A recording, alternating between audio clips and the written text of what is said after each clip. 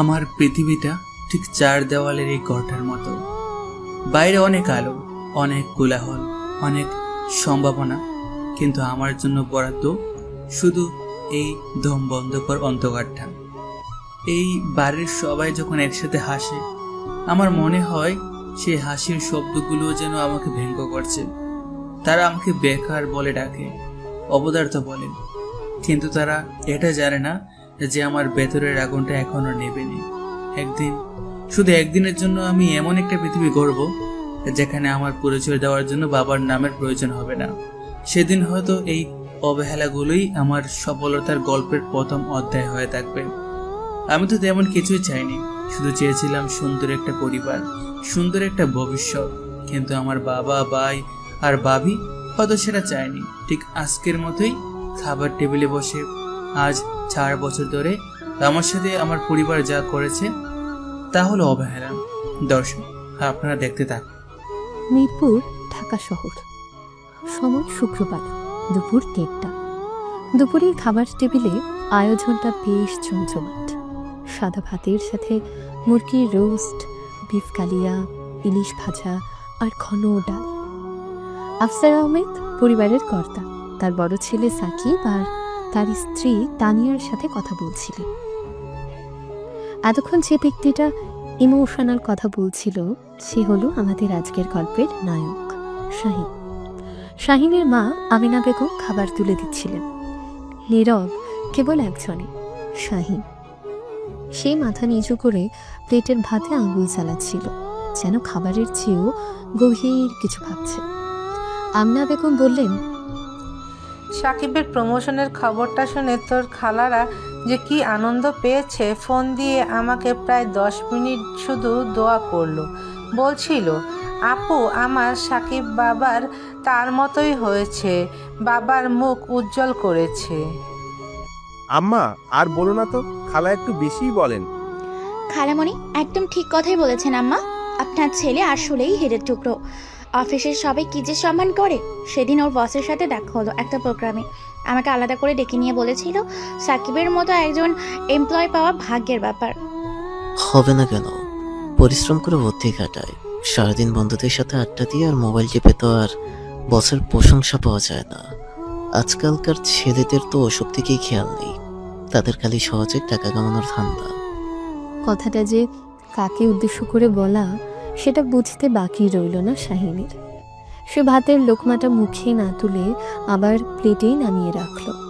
ঘরের ভেতর দামি এয়ার কন্ডিশনার চললেও তার কপালে বিন্দু বিন্দু ঘাম জমতে শুরু করেছে। ঠিক বলেছ আব্বা, পরিশ্রমের কোনো বিকল্প নেই।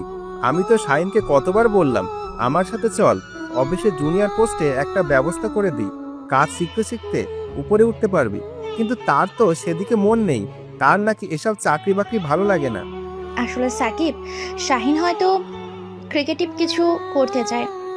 আজকাল তো ইউটিউবেও অনেক ভালো করছে, কিন্তু সেটার জন্য তো চেষ্টা লাগে, ধৈর্য লাগে। কথাটা আপাত দৃষ্টিতে সমর্থন মনে হলেও এর ভেতরের খোঁচাটা শাহিনের বুকে তীরের মতো বিঁধল।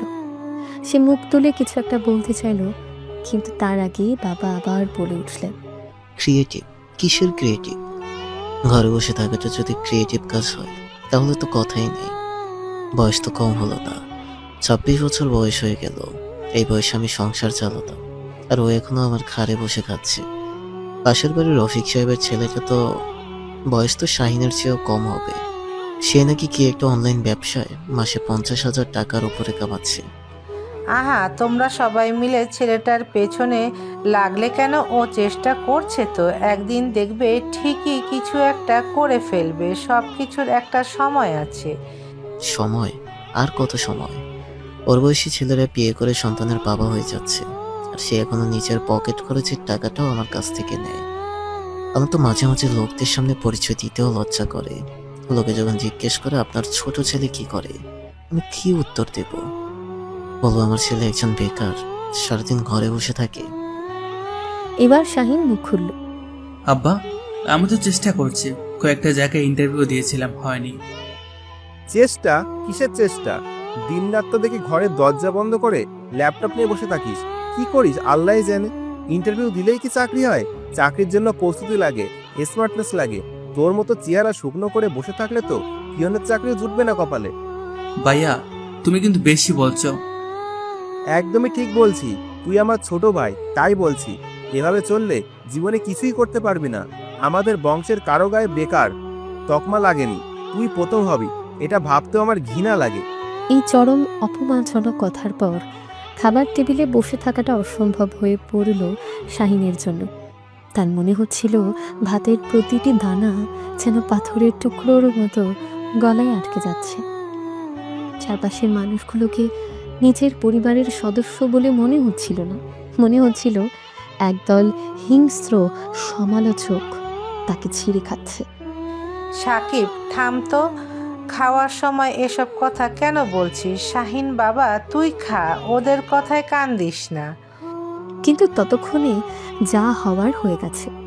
শাহিনের বাবা আফসার আহমেদ শেষ পেরেকটা ঠুকে দিলেন। ওর আবার মান অপমান, যে রোজগার করে না তার আবার কিসের সম্মান?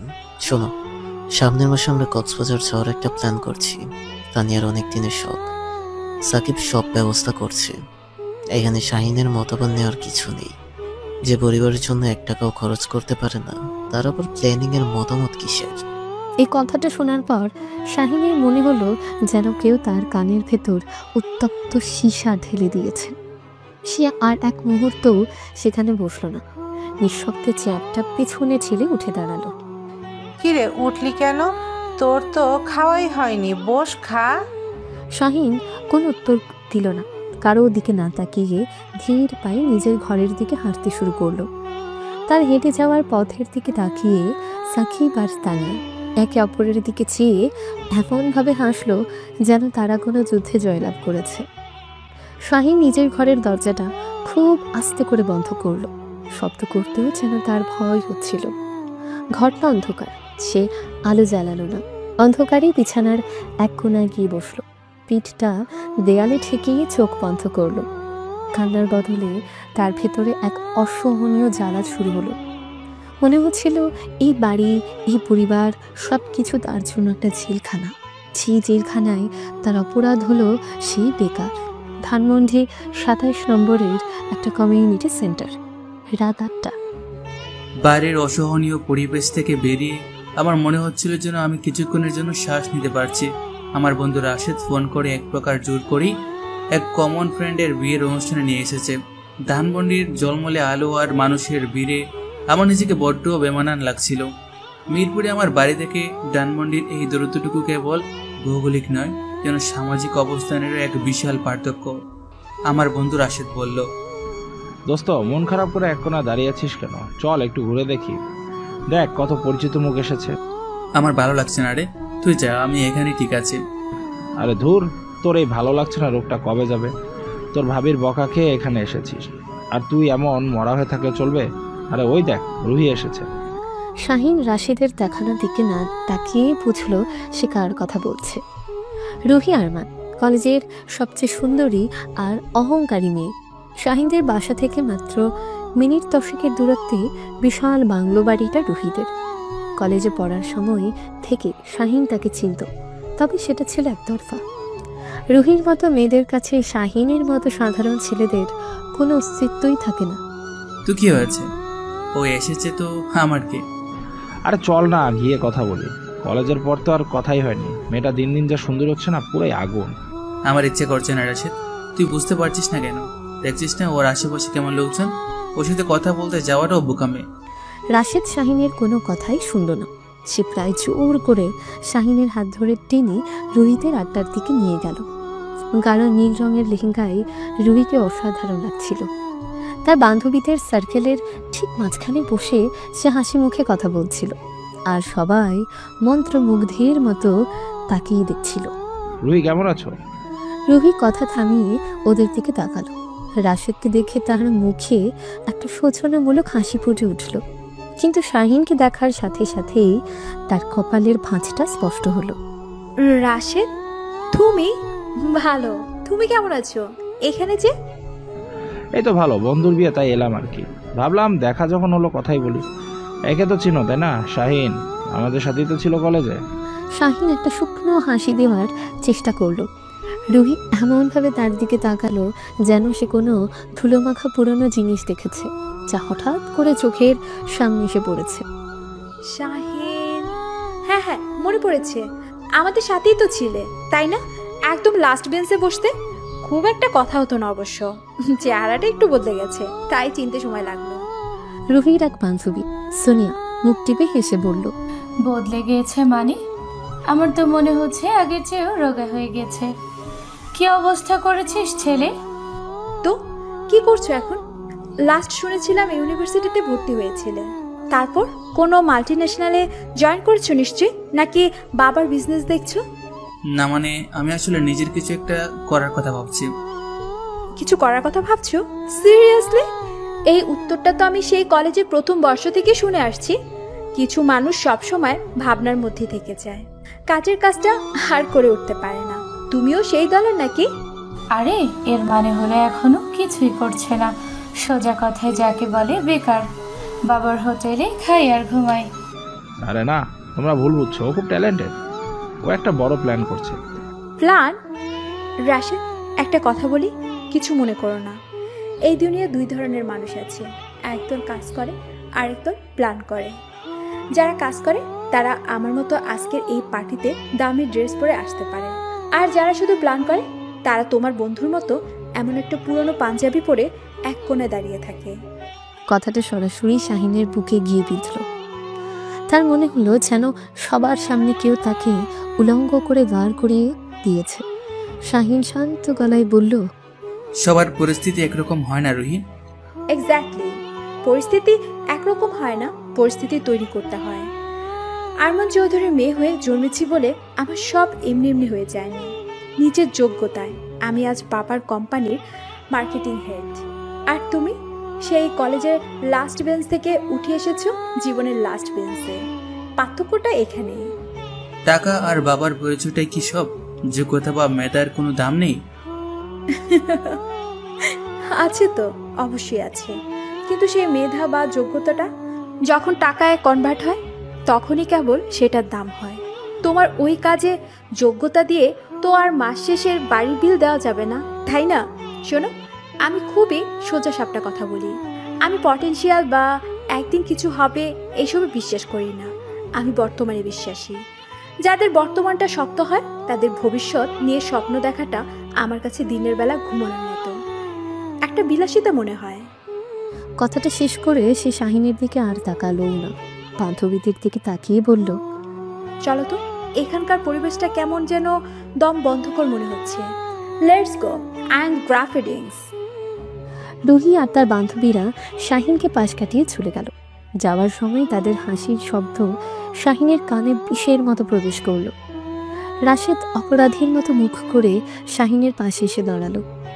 দোস্ত, আমি সত্যি খুব দুঃখিত, আমি বুঝতে পারিনি ও এতটা। শাহিন কোনো কথা বলল না, তার সমস্ত অনুভূতি যেন পাথর হয়ে গেছে। দুপুরের অপমানটা ছিল পরিবারের কাছ থেকে পাওয়া অবহেলা, আর এই অপমানটা হলো তার যোগ্যতা আর অস্তিত্বের উপর সরাসরি আক্রমণ। সে শুধু একবার রুহির চলে যাওয়া পথের দিকে তাকালো। একটা তীব্র জেদ আর আগুন তার বুকের ভেতর জ্বলতে শুরু করলো। আজ আমি শুধু বেকারত্বের জন্য অপমানিত হয়নি, অপমানিত হয়েছি আমার স্বপ্ন আর চেষ্টার জন্য। এই অপমানের জবাব আমাকে দিতেই হবে, কথায় নয়, কাজে। বিয়ের অনুষ্ঠান থেকে ফেরার পথে পুরোটা সময় শাহিনের কানে শুধু রুহির বলা কথাগুলোই বাজছিল। যাদের বর্তমানটা শক্ত নয় তাদের ভবিষ্যৎ নিয়ে স্বপ্ন দেখাটাও একটা বিলাসিতা মনে হয়। বাড়িতে ঢোকার পর তার মনে হলো বাইরের অপমানের চেয়ে ঘরের ভেতরের নীরব অপমান আরো বেশি ভয়ঙ্কর। পরের কয়েকটা দিন সে প্রায় কথাই বলেনি, নিজেই ঘরেই থাকতো, কিন্তু তার ভেতরের পৃথিবীটা তুলপাহাড় হয়ে যাচ্ছিল। সপ্তাহখানেক পরের এক শনিবার সকাল, বাড়িতে বেশ সাজ সাজ রব। বড় ভাই সাকিব আর বাবি তানিয়া বড় বড় দুটো সুটকেস ড্রয়িং রুমে এনে রেখেছে। বাবা ফোনে কাউকে ট্রাভেল এজেন্টের সাথে উচ্চস্বরে কথা বলছেন। মা ব্যস্তভাবে সবার জন্য নাস্তা তৈরি করছেন।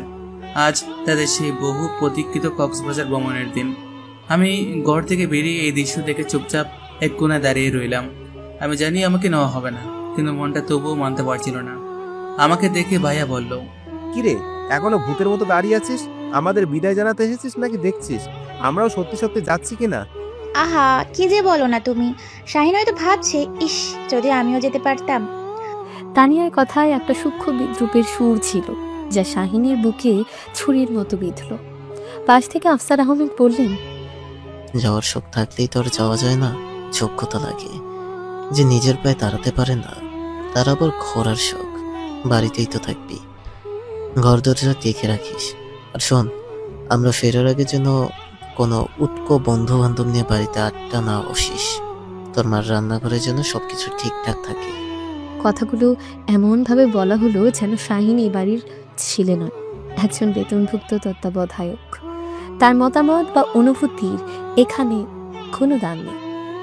আমেনা বেগম রান্নাঘর থেকে বেরিয়ে এসে শাহিনের মুখের দিকে তাকিয়ে বললেন, তার চোখে ছিল অসহায়ত্ব। শাহিন বাবা, নাস্তা করে নে, আমি তোর জন্য পরোটা আর ভাজি রেখেছি। আমার খিদে নেই আম্মা। খিদে থাকবে কি করে? যার জীবনে কোনো কাজ নেই তার খিদেও পায় না। আব্বা, গাড়ি এসে গেছে, চলো, দেরি হয়ে যাচ্ছে, ফ্লাইট মিস হয়ে যাবে।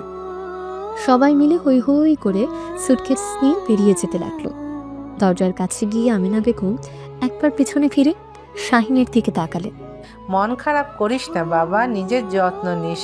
আমরা তাড়াতাড়ি চলে আসব, পরের বার তোকেও নিয়ে যাব ইনশাআল্লাহ। শাহিন কোনো উত্তর দিল না। সে শুধু তার মায়ের চোখের জল দেখতে পেল, যা তার দুর্বলতারই প্রকাশ, প্রতিবাদের নয়। সে জানে পরের বারটা তার জীবনে কখনোই আসবে না, যতক্ষণ না সে নিজে কিছু করতে পারছে। পরিবারের সবাই গাড়িতে উঠে চলে গেল। গাড়ির মিলিয়ে যাওয়া দেখতে দেখতে শাহিনের বুকের ভেতরের আগুনটা যেন আরো তীব্র হয়ে জ্বলে উঠল। রুহির তাচ্ছিল্যের হাসি আর তার পরিবারের অবহেলা, এই দুটো অপমান মিলে তার ভেতরটাকে জ্বালিয়ে দিচ্ছিল। কান্নার বদলে তার চোখে মুখে ফুটে উঠল এক কঠিন প্রতিজ্ঞা। এই বাড়ি, এই শহর, এই পৃথিবী, সবাইকে আমি দেখিয়ে দেব শাহিন শুধু ভাবনার দলে নয়। পরদিন সকালে আমি আমার জমানো 30,000 টাকা নিয়ে বাসা থেকে বের হলাম। এই টাকাটা আমি কয়েকটা টিউশনি করে আর ভার্সিটি স্কলারশিপ থেকে বাঁচিয়ে অনেক কষ্টে জমিয়েছিলাম একটা দামি ল্যাপটপ কিনবো বলে। কিন্তু এখন আমার লক্ষ্য বদলে গেছে। মিরপুর 10-এর অলিগুলিতে ঘুরতে ঘুরতে আমি একটা ছোট পুরনো বাড়ির নিচতলায় টয়লেট ঝুলতে দেখলাম।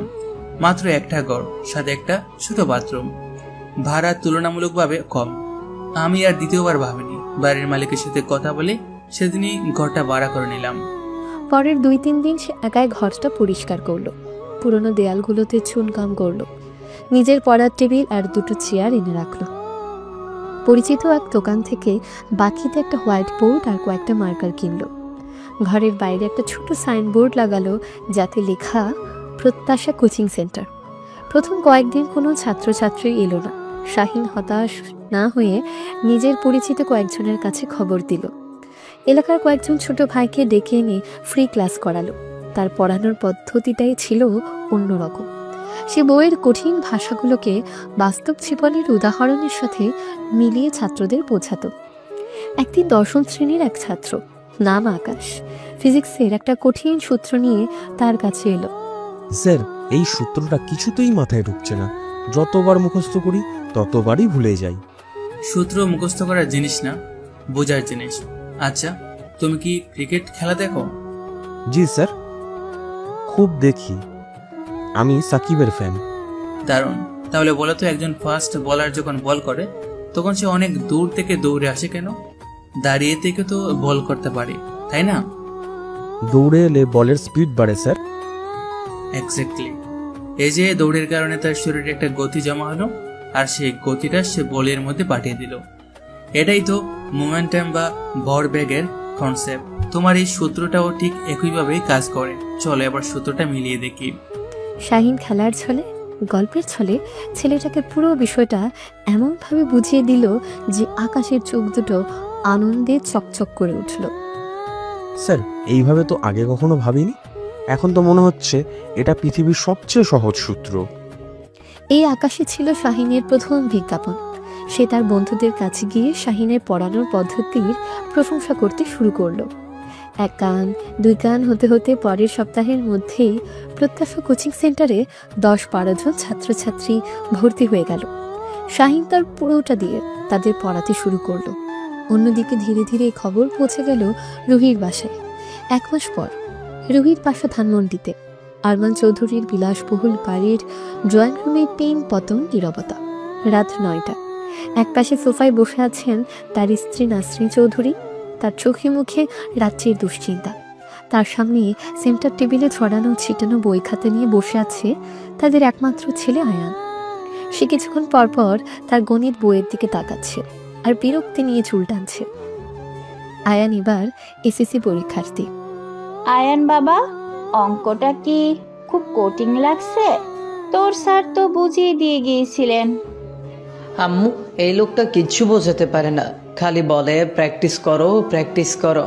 আরে বাবা, আমি তো রুলসটাই বুঝিনি, প্র্যাকটিস করবোটা কি? ধুর, আমার দ্বারা কিচ্ছু হবে না। আয়ান বিরক্ত হয়ে খাতাটা ছেলে ফুরিয়ে দিল। ঠিক তখনই ঘরে প্রবেশ করলেন আরমান চৌধুরী। সারাদিনের কাজে ক্লান্ত হলেও ছেলের পড়ার টেবিলের অবস্থা দেখে তার কপালে ভাঁজ পড়ল। কি ব্যাপার, এখনো পড়াশোনা শেষ হয়নি? তোমার না কালকে ম্যাথস মডেল টেস্ট? নতুন টিউটর রেখে দিলাম, মাসে 20,000 টাকা বেতন দিই, তারপরে এই অবস্থা কেন? কি আর বলবো, আয়ান তো বলছে স্যার নাকি ভালো বোঝাতে পারেন না। ছেলেটার সামনে পরীক্ষা, আমার তো ভয়ে হাত পা ঠান্ডা হয়ে আসছে। আরমান চৌধুরী একটা দীর্ঘশ্বাস ফেলে ছেলের পাশে বসলেন। তিনি জানেন বকাঝোকা করে কোনো লাভ হবে না। গত 2 বছরে আয়ানের পেছনে প্রায় 5 জন টিউটর বদল করা হয়েছে, কিন্তু ফলাফলের কোনো উন্নতি হয়নি। শোনো, আমি আজ একটা খবর পেয়েছি। আমার এক অফিসে কলিগের ছেলে, সেও এবার এসএসসি দেবে। ছেলেটা নাকি আগে ম্যাথস আর ফিজিক্সে খুবই কাঁচা ছিল, এখন সে টেস্ট পরীক্ষায় দুটোতেই লেটার মার্কস পেয়েছে। তাই নাকি? কোথায় পড়ে সে? কোনো ভালো টিচারের খোঁজ পেলে? হ্যাঁ, ছেলেটা মিরপুরের এক কোচিং সেন্টারে পড়ে, নাম প্রত্যাশা কোচিং সেন্টার। সেখানকার একজনই নাকি সব সাবজেক্ট পড়ান, আর এমনভাবে পড়ান যে সবচেয়ে দুর্বল ছাত্ররাও নাকি সব বুঝে যায়। আমি ঠিক করেছি কাল থেকেই আয়ান ওখানে পড়া শুরু করবে। এই কথা শোনার সাথে সাথেই পাশের ঘর থেকে রুহি বেরিয়ে এলো। সে এতক্ষণ নিজের ঘরে ল্যাপটপে কাজ করছিল, কিন্তু বাবার কথাগুলো তার কানে যেতেই সে আর স্থির থাকতে পারেনি। Dad, are you seriously? What did you just way? মিরপুরের একটা অলিগলির কোচিং সেন্টারে আয়ন পড়বে? তুমি কি একবারও ভেবে দেখেছো লোকে শুনলে কি বলবে? আমাদের একটা স্ট্যাটাস আছে না? স্ট্যাটাস দিয়ে আমার ছেলের রেজাল্ট ভালো হবে রুহি? ওর ভবিষ্যতের চেয়ে তোমার স্ট্যাটাস বড় হয়ে গেল? ব্যাপারটা সেটা না ড্যাড, কিন্তু ঢাকায় কি ভালো টিচারের অভাব পড়েছে? গুলশান, বনানীতে কত নামকরা কোচিং সেন্টার আছে, আমরা ওকে সেখানে পাঠাতে পারি। দরকার হলে দেশের সেরা টিচারকে বাড়িতে এনে পড়ানোর ব্যবস্থা করো। বাট মিরপুর? সিরিয়াসলি? আর ওই কোচিং সেন্টারের টিচারটাকে, তার কোয়ালিফিকেশন কি? কোনো রাস্তার ছাপোষা লোক নিশ্চয়ই। তার নাম শাহিন। সে ঢাকা ইউনিভার্সিটি থেকে ফিজিক্সে অনার্স মাস্টার্স দুটোতেই ফার্স্ট ক্লাস পেয়েছে। শাহিন নামটা শোনার সাথে সাথেই রুহির ভ্রু কুঁচকে গেল। তার মনে পড়ল সেই রাতের ঘটনা, সেই সাধারণ পাঞ্জাবি পরা ছেলেটা যাকে সে নির্দয়ভাবে অপমান করেছিল। Wait a minute, Shahin? কোন শাহিন?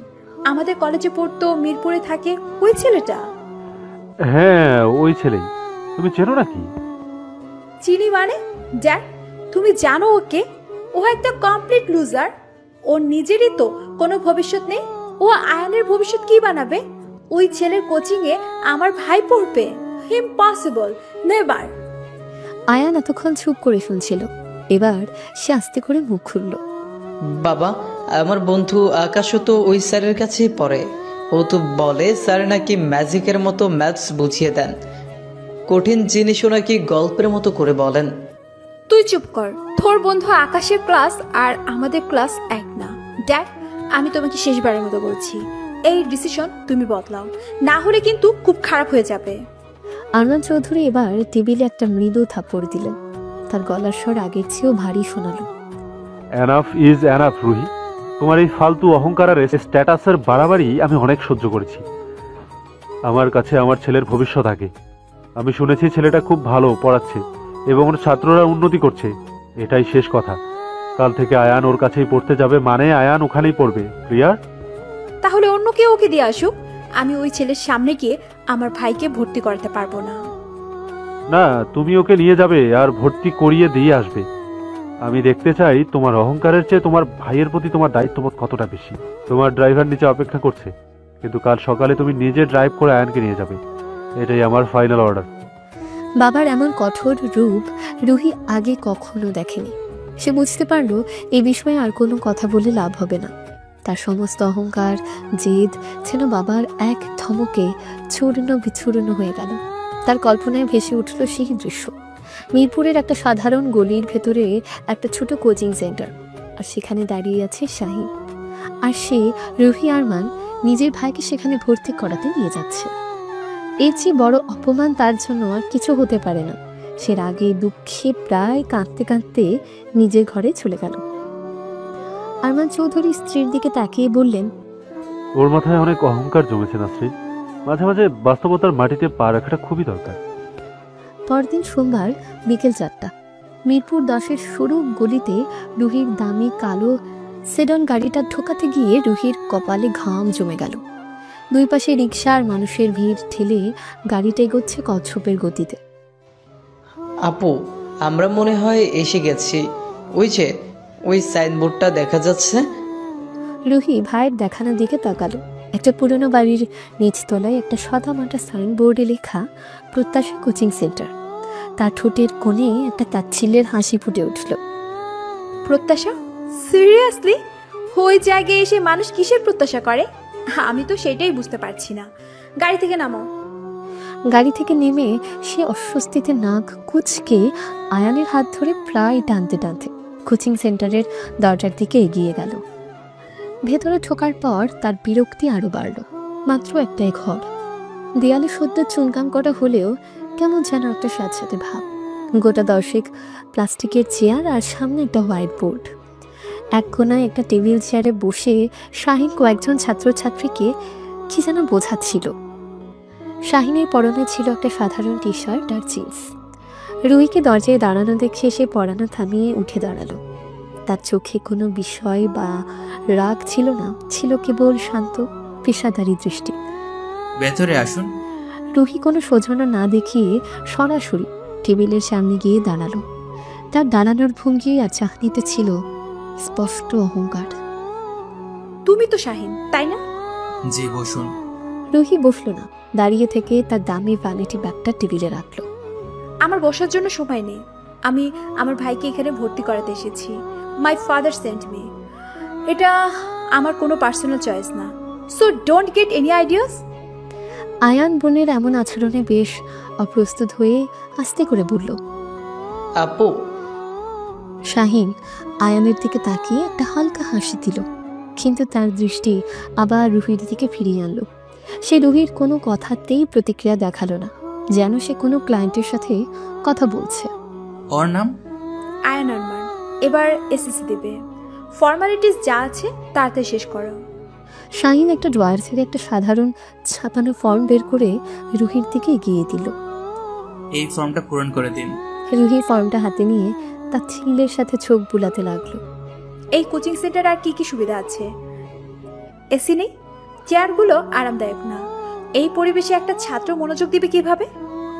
মনোযোগ পরিবেশের উপর ততটা নির্ভর করে না যতটা শিক্ষকের পড়ানো আর ছাত্রের ইচ্ছার উপর করে। আর আমার ছাত্ররা ছাড়ে বসতে আসে না, শিখতে আসে। শাহিনের শান্ত কিন্তু দৃঢ় উত্তরে রুহি কিছুটা থমকে গেল। সে ভেবেছিল ছেলেটা তার সামনে মাথা নিচু করে থাকবে, অথবা পুরনো পরিচয়ের সূত্র ধরে কথা বলার চেষ্টা করবে, কিন্তু শাহিনের আচরণে তার কোনো লেশমাত্র ছিল না। ফাইন, ফিস কত? সব বিষয়ে মিলিয়ে মাসে 2000 টাকা। 2000? That's it. এই টাকায় তোমরা কি শেখাও আমি ঠিক বুঝতে পারছি না। এনিওয়ে, সে তার পার্স থেকে 5000 টাকার একটা নোট বের করে শাহিনের দিকে ছুড়ে দিল। এই নাও, অ্যাডভান্স রাখো, কিপ দ্য চেঞ্জ, তোমার কাজে লাগবে হয়তো। এই চরম অপমানজনক আচরণের পরেও শাহিন মেজাজ হারালো না। সে শান্তভাবে টাকাটা তুলে নিল, তারপর ড্রয়ার থেকে গুনে গুনে 3000 টাকা বের করে রুহির ব্যাগের পাশে রাখল। আমার চেঞ্জের প্রয়োজন নেই, ধন্যবাদ। আর আমি মাস শেষ হওয়ার আগে বেতন নিই না। আপনি চাইলে মাসের শেষে বিকাশেও পেমেন্ট করতে পারেন। রুহি অপমানে লাল হয়ে টাকাটা ব্যাগে ঢোকালো। সে জীবনে প্রথমবার কারো কাছ থেকে এভাবে পরোক্ষ কিন্তু শক্তিশালী জবাব পেল। সে বুঝতে পারছিল এই ছেলে আগের সেই চুপচাপ অপমান সহ্য করা শাহিন নেই। আয়ান এতক্ষণ চুপ করেছিল, এবার সে বলল, স্যার, আমার বন্ধু আকাশ আপনার কথা অনেক বলেছে। ও বলেছে আপনি নাকি ম্যাজিকের মতো পড়ান। ম্যাজিক কিছু না, শুধু একটু মনোযোগ দিয়ে চেষ্টা করতে হবে, কেমন? কাল থেকে ঠিক 5টায় চলে আসবে, তোমার জন্য প্রথম বেঞ্চে জায়গা থাকবে। রুহি আর এক মুহূর্তও দাঁড়ালো না।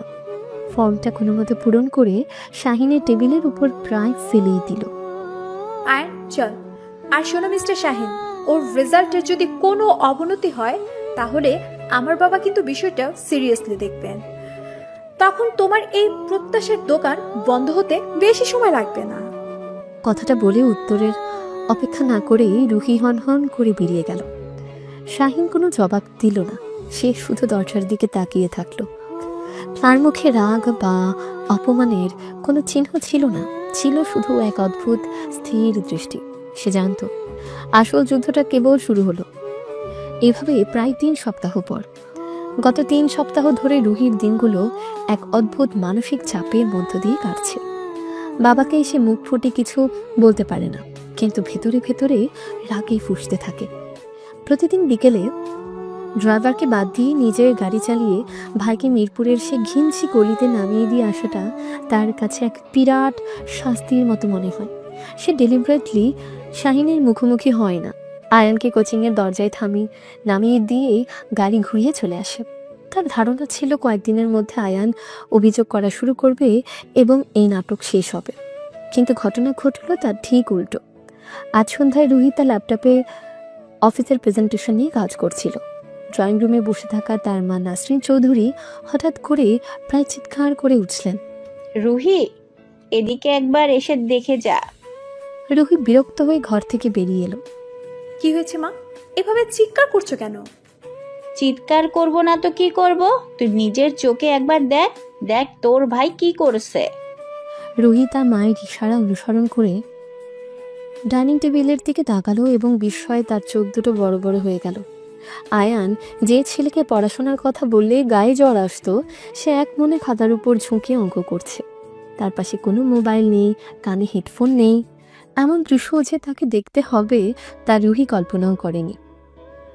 এটা তো ভালো কথা, পড়াশোনা করেছে, এতে এত অবাক হওয়ার কি আছে? বাবা নিশ্চয়ই বকা দিয়েছে। বকা? আরে না, ও কোচিং থেকে ফেরার পর থেকে এভাবেই পড়ছে। আমি ওকে খেতে ডেকেছিলাম, বলল আম্মু এই চ্যাপ্টারটা শেষ করে আসছি। স্যার কালকে এটা থেকে একটা সারপ্রাইজ টেস্ট নেবে।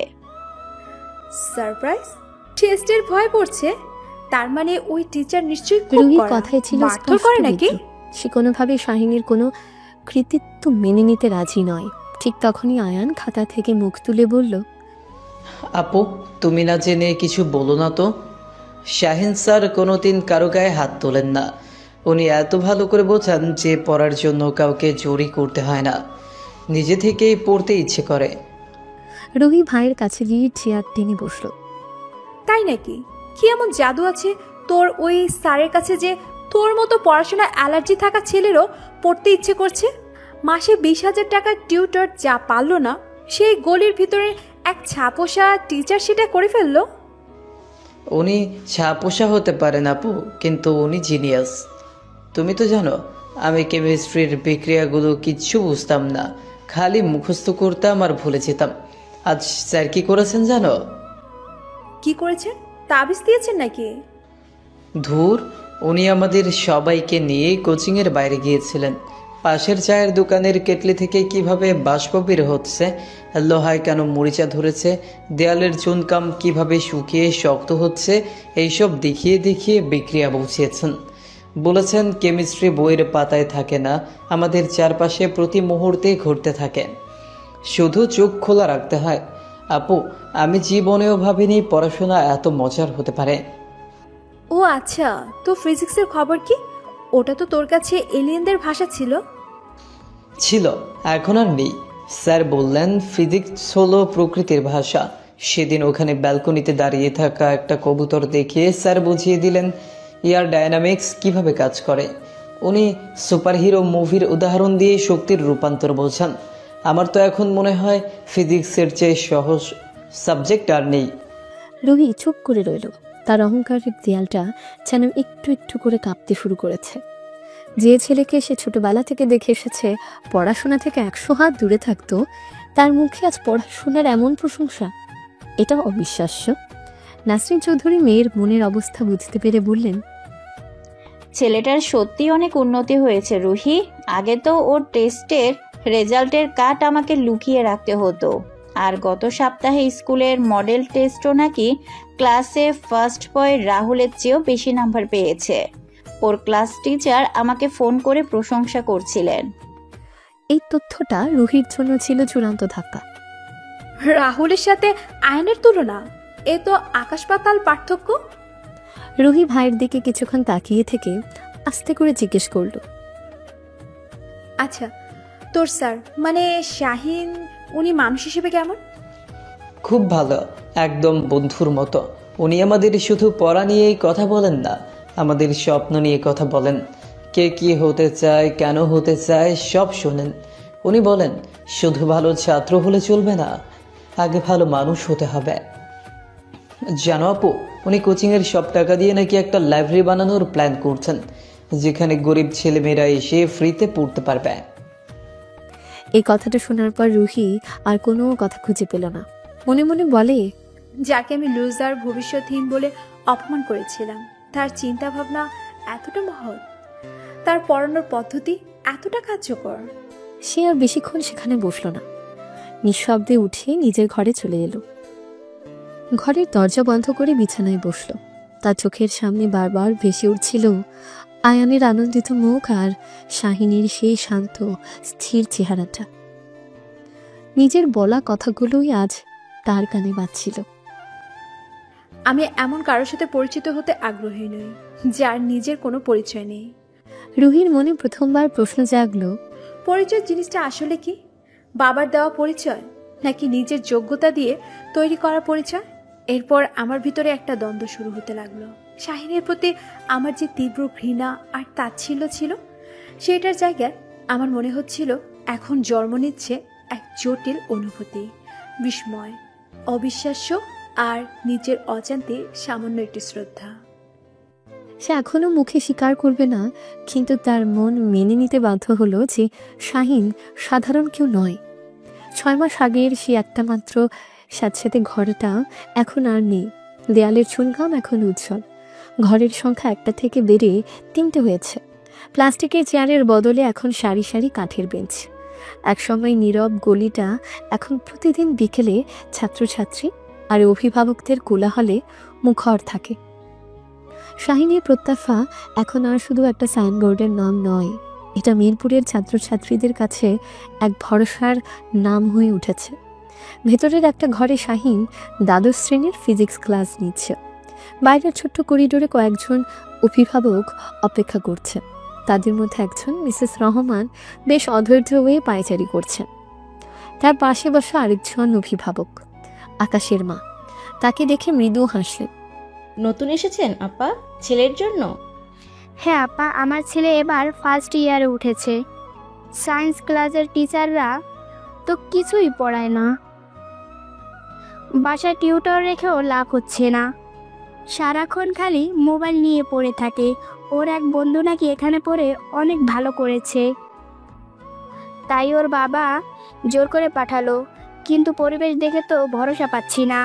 এর চেয়ে তো গুলশানে কোচিং অনেক ভালো। পরিবেশ দিয়ে কি হবে আপা, যদি পড়াই ভালো না হয়? আমার ছেলে আকাশ শুরু থেকে এই স্যারের কাছে পড়েছে।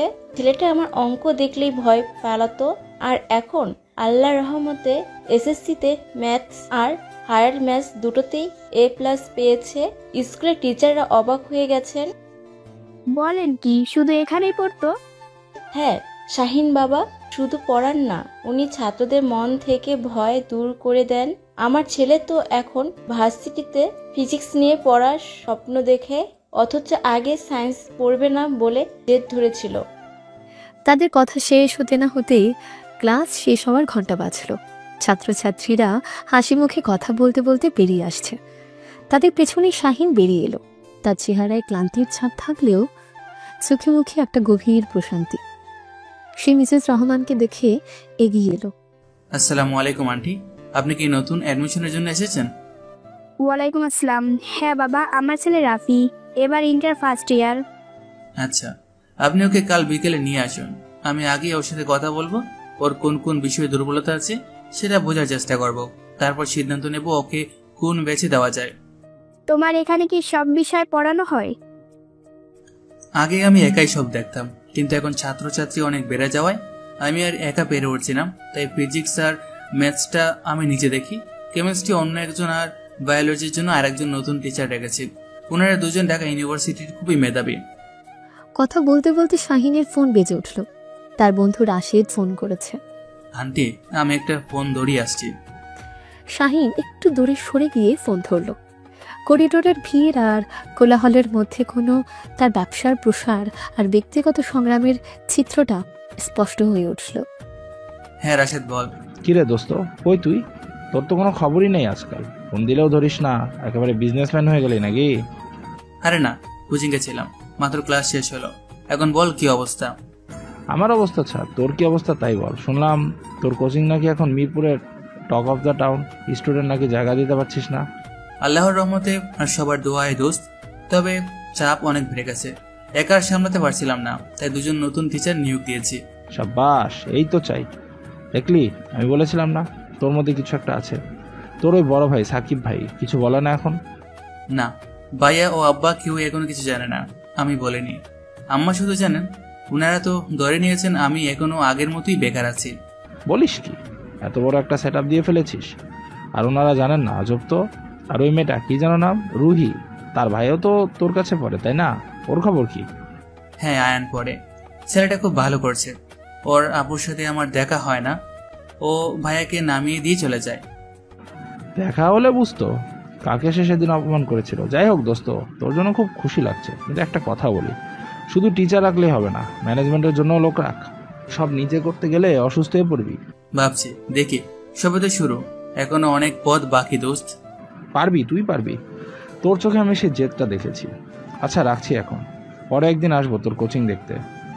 শাহিন ফোনটা রেখে একটা দীর্ঘশ্বাস ফেলল। রাশিদের কথাগুলো সত্যি। তার এই ক্রমবর্ধমান প্রতিষ্ঠানকে সামলানো এখন একার পক্ষে কঠিন হয়ে যাচ্ছে। সে শুধু একজন শিক্ষক নয়, সে এখন একজন উদ্যোক্তা। যে পরিচয়টা একদিন তার ছিল না, সে পরিচয়টাই সে এখন নিজের হাতে একটু একটু করে তৈরি করেছে। এভাবেই আরো 2 মাস পর কোচিং সেন্টারে সব ছাত্রছাত্রী চলে গেছে। অন্য দুজন শিক্ষকও নিজেদের বাড়ির পথ ধরেছেন। শুধু আমি এখন আমার ছোট অফিস কোয়ার্টারে বসে আছি। টেবিলের উপর ছড়ানো ছিটানো খাতা কলম আর অ্যাডমিশনের এক গাদা ফর্ম। এই মুহূর্তে আমার কোচিং এর প্রায় 150 ছাত্রছাত্রী, কিন্তু প্রতিদিন আর নতুন ছাত্রছাত্রীর জন্য অভিভাবকরা এসে ভিড় করছেন। আমার পক্ষে আর জায়গা দেওয়া সম্ভব হচ্ছে না। সেদিন এক ভদ্রলোক এসেছিলেন তার মেয়ের জন্য। মেয়েটি খুবই মেধাবী, কিন্তু ভালো টিচারের অভাবে পিছিয়ে পড়েছে। আমি জায়গা নেই বলে ফিরিয়ে দিতে বাধ্য হয়েছিলাম, কিন্তু ভদ্রলোকের অসহায় মুখটা আর মেয়েটির নিরাশা চাহনিটা আমি কিছুতেই ভুলতে পারছিলাম না। আমার মনে হচ্ছিল আমি সফল হচ্ছি ঠিকই, কিন্তু আমার সাফল্যটা একটা ছোট গণ্ডির মধ্যে আটকে আছে। রাত প্রায় 11টায় তার বন্ধু আসে দিল, হাতে 2টো চায়ের কাপ। কিরে, এখনো বসে আছিস? বাড়ি যাবি না? তোর ভাবির ফোন খেয়ে আমার কান ঝালাপালা হয়ে গেল। বলছে তোমার বন্ধুকে কি কোচিংয়ে সংসার করার কথা বলছো? বস, অনেক চাপ যাচ্ছে রে দোস্ত। আজকে প্রায় 10 জন ছাত্রকে ফেরাতে হলো, জায়গা নেই, দেখলে খুব খারাপ লাগে। সমস্যাটা আমি বুঝতে পারছি। তুই তো আর রাতারাতি এই বিল্ডিংটা কিনে ফেলতে পারবি না, কিন্তু তোর মতো টিচার তো শুধু মিরপুরের জন্য না, সারা দেশের দরকার। কিভাবে সম্ভব? আমি তো আর সব জায়গায় গিয়ে পড়াতে পারবো না। রাশেদ চায়ের কাপটা শাহিনের দিকে এগিয়ে দিয়ে তার পাশে বসলো। তোকে সব জায়গায় যেতে হবে কেন? তুই এক জায়গায় বসেই সারা দেশে পৌঁছে দিতে পারিস। মানে কি বলছিস এসব? ইউটিউব, আমার বন্ধু ইউটিউব, তুই খেয়াল করেছিস? ইন্ডিয়াতে ফিজিক্সওয়ালা নামে একজন লোক কি করেছে? সেও তোর মতো টিউশনি পড়াতো, তারপর ইউটিউবে পড়ানো শুরু করলো। আচ্ছা, $1 বিলিয়ন কোম্পানির মালিক। আমাদের দেশেও তো 10 মিনিট স্কুল আছে, তুই কেন পারবি না? আরে দূর, ওরা অনেক বড় প্ল্যাটফর্ম, ওদের পেছনে ইনভেস্টমেন্ট আছে, টিম আছে। আমার কি আছে একটা মোবাইল ফোন ছাড়া? ওই মোবাইল ফোনটাই যথেষ্ট। তোর কাছে যা আছে তা ওদের অনেকের কাছেই নেই। তোর পড়ানোর স্টাইল, তুই যেভাবে কঠিন জিনিসকে সহজ করে দিস, ওটাই তোর সবচেয়ে বড় শক্তি। তুই শুধু তোর ক্লাসের ভিডিও রেকর্ড করে আপলোড করবি, আর কিচ্ছু করতে হবে না। ইন্ডিয়াতে আর একজন লোক আছে, ভাইরাল খান স্যার নামে পরিচিত। সেও তো এরকমই ছিল, তার হাতে শুধু একটা ফোন ছিল। সেও তার ক্লাসের ভিডিও আপলোড করে এখন অনেক বড় চ্যানেলের মালিক। তার কাছে লক্ষ লক্ষ ছাত্র পড়াশোনা করছে। খুব কম দামে ইউপিএসসির কোর্স সেল করেন তিনি। অনেক ছাত্রছাত্রী বড় পদের চাকরিও পেয়েছে। তাহলে তুই কেন পারবি না? কিন্তু ভিডিও এডিটিং, ক্যামেরা, লাইটিং এসব তো আমি কিছুই জানি না। আর লোকে কি আমার ভিডিও দেখবে? কেন দেখবে না? অবশ্যই দেখবে। আর বাকি সব আমি আছি না, আমি তোকে বেসিক এডিটিং শিখিয়ে দেবো। আর ক্যামেরার দরকার নেই, তোর ফোনের ক্যামেরা দিয়ে শুরু কর। কন্টেন্ট যদি ভালো হয়, মানুষ প্রোডাকশন কোয়ালিটি নিয়ে মাথা ঘামায় না। তুই শুধু একবার হ্যাঁ বল। রাশিদের কথায় শাহিন যেন একটা নতুন পথের সন্ধান পেল। যে ছাত্রছাত্রীদের সে ফিরিয়ে দিতে বাধ্য হচ্ছে, তাদের কাছে পৌঁছানোর এর চেয়ে ভালো উপায় আর হতে পারে না। পরের কয়েকদিন শাহিন কোচিংয়ের পর রাত জেগে ইউটিউব নিয়ে গবেষণা করল। রাশিদের সাহায্য নিয়ে শিখল বেসিক ভিডিও এডিটিং। নিজের জমানো টাকা থেকে একটা সেকেন্ড হ্যান্ড ট্রাইপড আর একটা কলার মাইক কিনল। প্রথম ভিডিওটা সে বানালো ফিজিক্সের সবচেয়ে ভয়ঙ্কর টপিকগুলোর একটা, ভেক্টর নিয়ে। সে কোনো জড়তা না রেখে ঠিক যেভাবে ক্লাসে পড়ায় সেভাবে ক্যামেরার সামনে কথা বলতে শুরু করলো। শাহিন ক্যামেরার দিকে তাকিয়ে বলে, আসসালামু আলাইকুম। তোমরা অনেকেই হয়তো ভেক্টরকে খুব ভয় পাও, ভাবো এটা না জানি কি রকেট সায়েন্স। কিন্তু আমি যদি বলি তোমরা প্রতিদিন ঘুম থেকে উঠে এই ভেক্টরের সাথেই খেলা করো, তাহলে বিশ্বাস করবে? চলো আজ আমরা কোনো বইয়ের ভাষায় না, আমাদের চারপাশের পৃথিবী দিয়ে ভেক্টরকে বোঝার চেষ্টা করি। এভাবে পুরো চ্যাপ্টারটা বিশ্লেষণ করে ভিডিওটা আপলোড করার পর শাহিনের ভেতরে এক ধরনের উত্তেজনা কাজ করছিল। সে চ্যানেলের নাম দিল প্রত্যাশা ক্লাসরুম। প্রথম সপ্তাহে ভিডিওটার ভিউ হলো মাত্র কয়েকশো, কিন্তু যারা দেখলো তাদের কমেন্টগুলো ছিল অসাধারণ। একজন লিখেছে, ভাইয়া, জীবনে ভিক্টর কি জিনিস সেটা ফিল করতে পারলাম, আপনাকে সালাম। আরেকজন কমেন্ট করলো, আমি দিনাজপুরের একটা গ্রাম থেকে আপনার ভিডিও দেখেছি। আমাদের এখানে ভালো সায়েন্সের টিচার নেই, আপনি প্লিজ সিরিজটা কন্টিনিউ করবেন।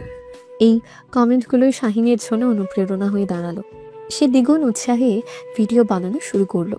ফিজিক্স, হায়ার ম্যাথস, একটার পর একটা টপিকের উপর সহজবোধ্য ভিডিও আসতে লাগলো। 1 মাস পরের এক বিকেলে রাশেদ হন্তদন্ত হয়ে কোচিংয়ে ঢুকলো। তার চোখে মুখে রাজ্যের বিস্ময়। শাহিন, সর্বনাশ হয়ে গেছে। কি হয়েছে? এমন করছিস কেন? তুই কি দেখেছিস তোর চ্যানেলে কি হচ্ছে? তোর ভেক্টরের ভিডিওটা, ওটা 1 লাখ ভিউ পার হয়ে গেছে, আর তোর সাবস্ক্রাইবার এখন 50,000-এরও বেশি। তুই তো ভাইরাল হয়ে গেছিস দোস্ত। শাহিন নিজের চোখকে বিশ্বাস করতে পারছিল না। সে দ্রুত ল্যাপটপ খুলে দেখলো রাশিদের কথা সত্যি। তার চ্যানেলের নোটিফিকেশন বক্সে হাজার হাজার কমেন্ট আর লাইক। শুধু বাংলাদেশ নয়, কলকাতা থেকেও অনেকে তার ভিডিও দেখেছে। এটা কিভাবে সম্ভব রাশেদ? আমি বলেছিলাম না, তোর কন্টেন্টই আসল হিরো। মানুষ হীরের কোচ পেলে সেটা মাটির নিচে থাকলেও খুঁজে বের করে। তুই হলি সেই হীরা। শাহিন কমেন্টগুলো পড়তে লাগলো। এক ছাত্র লিখেছে, স্যার, আপনার জন্য আমি এবার বুয়েটে পরীক্ষা দেওয়ার সাহস পাচ্ছি। এক ছাত্রী লিখেছে, আমার বাবা একজন কৃষক, অনেক কষ্ট করে আমাকে পড়ালো। আপনার ভিডিওগুলো আমার মতো হাজারো ছাত্রছাত্রীর জন্য আশীর্বাদ। এই কথাগুলো পড়তে পড়তে আমার চোখ বেজে এলো। আমি সেদিন আজ বুঝতে পারলাম, আমার যাত্রার আসল উদ্দেশ্য শুধু টাকা উপার্জন বা অপমানের জবাব দেওয়া নয়। আমার আসল উদ্দেশ্য হলো এই হাজারো ছাত্রছাত্রীর প্রত্যাশা পূরণ করা। আমি শুধু একজন টিচার নই, আমি এখন লক্ষ লক্ষ ছাত্রছাত্রীর ভরসার আরেক নাম হতে চাই। এভাবে আরো 1 মাস কেটে গেল। রাত 9:30। রুহি তার ম্যাকবুকে অফিসের একটা জরুরি ইমেইল টাইপ করার চেষ্টা করছিল, কিন্তু তার মনোযোগ বারবার চলে যাচ্ছিল পাশের ট্যাবে খুলে রাখা ইউটিউবের দিকে। স্ক্রিনে শাহিনের চ্যানেল প্রত্যাশা ক্লাসরুম। সাবস্ক্রাইবার সংখ্যাটা এখন 5 লাখ ছাড়িয়ে গেছে। সে নিজের অজান্তে শাহিনের একটা ভিডিও প্লে করলো। ভিডিওতে শাহিন নিউটনের সূত্র নিয়ে কথা বলছে, কিন্তু তার বলার ভঙ্গিটা এতটা সহজ আর আকর্ষণীয় যে সে কমার্সের ছাত্রী হয়েও মন্ত্রমুগ্ধের মতো শুনছিল। যে ছেলেটাকে আমি একদিন তার পরিচয় নিয়ে প্রশ্ন করেছিলাম, আজ তার পরিচয় দেশ জুড়ে ছড়িয়ে পড়েছে। এই বাস্তবতাটা সেই দিন আমার অহংকারে আঘাত করলেও আমার মনের গভীরে কোথাও একটা অন্য অনুভূতিও কাজ করেছিল। শাহিনের বুদ্ধিদীপ্তি চেহারা, কথা বলার আত্মবিশ্বাস আর লক্ষ লক্ষ ছাত্রছাত্রীর শ্রদ্ধা, সবকিছু মিলিয়ে আমার মনে এক অজানা আকর্ষণ তৈরি হতে লাগলো, যা আমি প্রাণপণে অস্বীকার করার চেষ্টা করলেও মন সায় দিচ্ছিল না। ঠিক তখনই দরজায় নক করে ঘরে ঢুকলো আয়ান। তার চোখে মুখে রাজ্যের উত্তেজনা। আপু আপু একটা দারুণ খবর আছে। কি হয়েছে? এমনভাবে লাফাচ্ছিস কেন? নতুন কোনো ভিডিও গেম রিলিজ হয়েছে নাকি?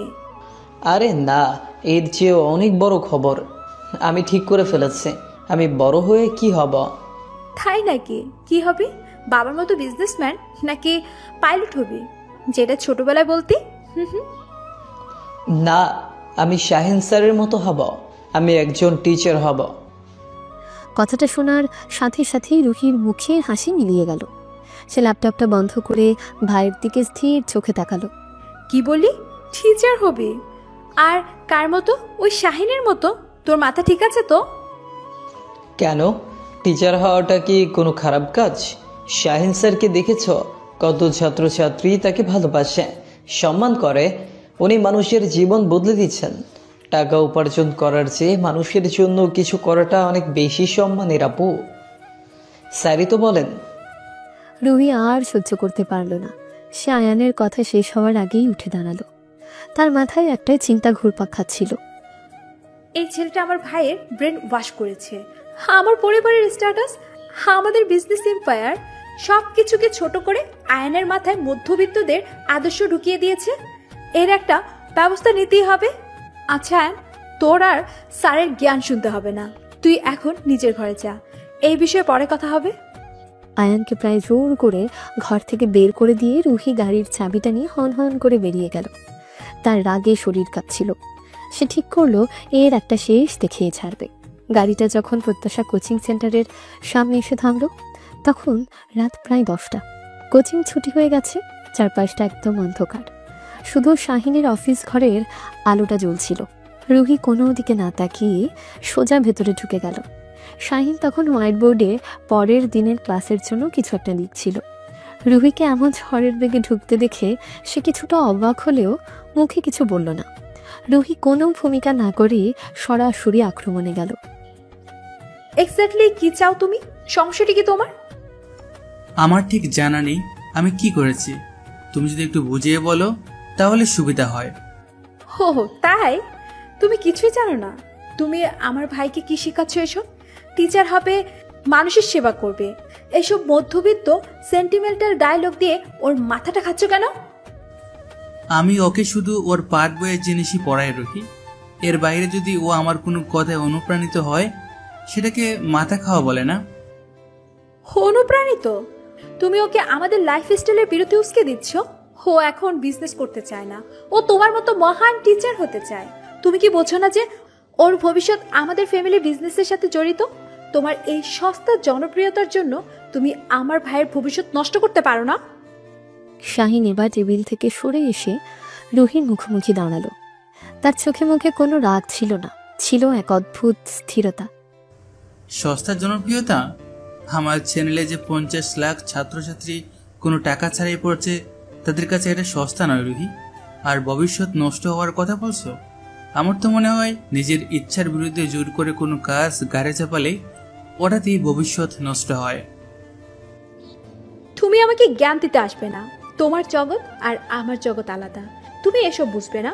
তোমার হয়তো জীবনে পাওয়ার কিছু নেই, তাই তুমি সেবা টেবা করে মহান হতে চাও। কিন্তু আমার ভাইয়ের জীবনে অনেক কিছু পাওয়ার আছে, হওয়ার আছে। তুমি প্লিজ ওর থেকে দূরে থাকো। পাওয়ার আছে মানে কি? টাকা, গাড়ি, বাড়ি, এগুলো কি জীবনের সব? আর আমার জগৎ আর তোমার জগৎ আলাদা, এটা তুমি ঠিকই বলছো। আমার জগতে মানুষ টাকাকে নয়, যোগ্যতাকে সম্মান করে। যোগ্যতা? সেই তো, ওই যোগ্যতার বড়াই করেই তো তুমি আমার ভাইকে নিয়ন্ত্রণ করছো, তাই না? আসলে কি বলো তো, তুমি আসলে আমাকে অপমান করার প্রতিশোধ নিচ্ছ, তাই না?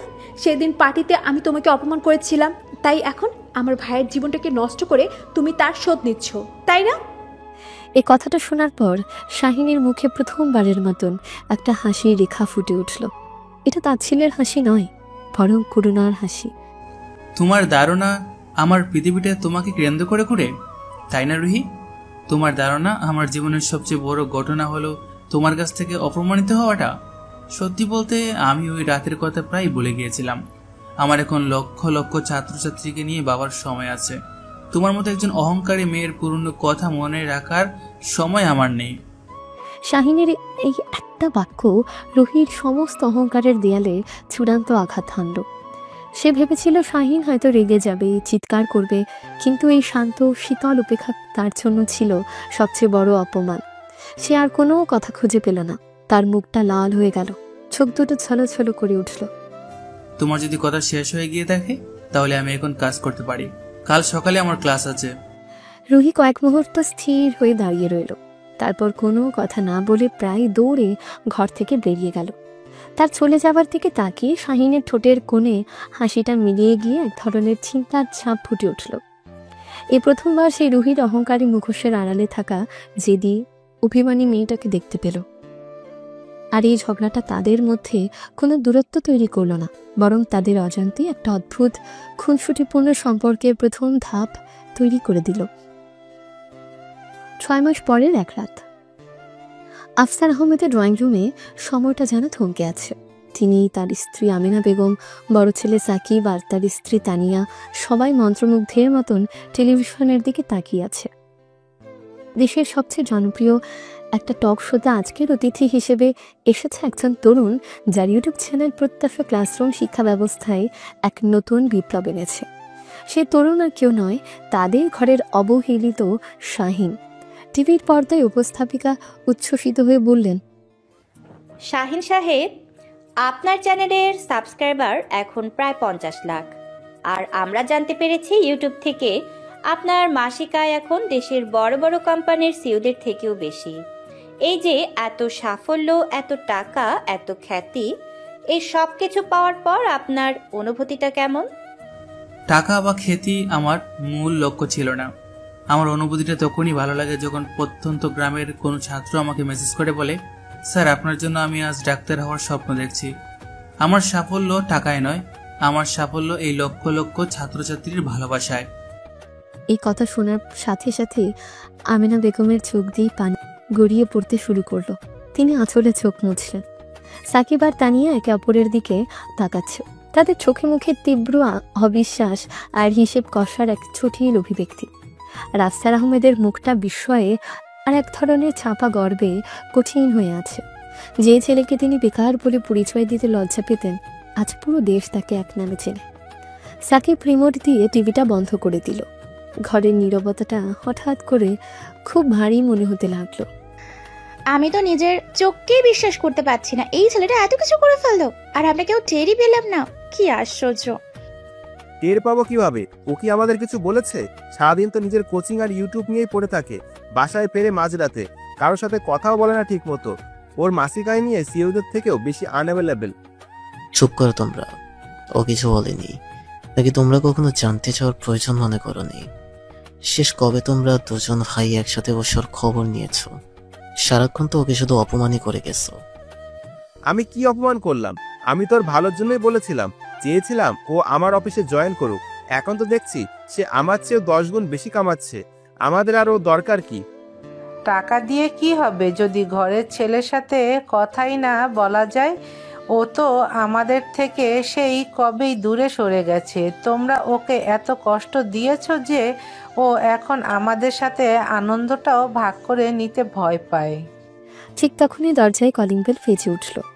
শাহিন ফিরেছে। আমিনা বেগম প্রায় দৌড়ে গিয়ে দরজা খুললেন। শাহিন ঘরে ঢুকলো, তার চেহারায় সারা দিনের ক্লান্তি। সে কাউকে কিছু না বলে সরাসরি নিজের ঘরের দিকে হাঁটা দিল। আফসার আহমেদ এবার একটু গলা খাকারি দিয়ে ডাকলেন, শাহিন, এদিকে একটু শুনে যা। শাহিন থামলো, ঘুরে দাঁড়ালো। তার চোখে কোনো অভিব্যক্তি নেই। জি আব্বা, কি বলবেন? তার এই আনুষ্ঠানিক জি আব্বা সম্বোধনটা আফসার আহমেদের বুকে গিয়ে বিঁধল। আমরা মানে টিভিতে দেখলাম তুই তো অনেক বড় কাজ করছিস বাবা, আমরা তোকে নিয়ে খুব গর্বিত। তানিয়া দ্রুত পায়ে এগিয়ে এসে প্রায় আহ্লাদি গলায় বলল, গর্বিত মানে? আমি তো খুশিতে প্রায় কেঁদেই ফেলেছিলাম। শাহিন, তুমি তো আমাদের সুপারস্টার। ভাবতে পারছি না আমার নিজের দেবর এত বড় একজন সেলিব্রিটি। তোমার সাথে তো এখন একটা সেলফি তুললেও মানুষ লাইন লেগে যাবে। হ্যাঁ রে, তোর তো এখন অনেক টাকা পয়সা হয়েছে, তোর ভাবির জন্য ভালো একটা গিফট কিনতে হবে কিন্তু। আর শোন, আমার অফিসের বস তোর অনেক বড় ফ্যান, বলেছিলেন তোর সাথে একবার দেখা করতে চান, সময় দিতে পারবি? শাহিন সবার দিকে এক এক করে তাকালো। তার দৃষ্টি এতটাই শীতল ছিল যে তাদের মুখের হাসিগুলো ধীরে ধীরে মিলিয়ে যেতে লাগলো।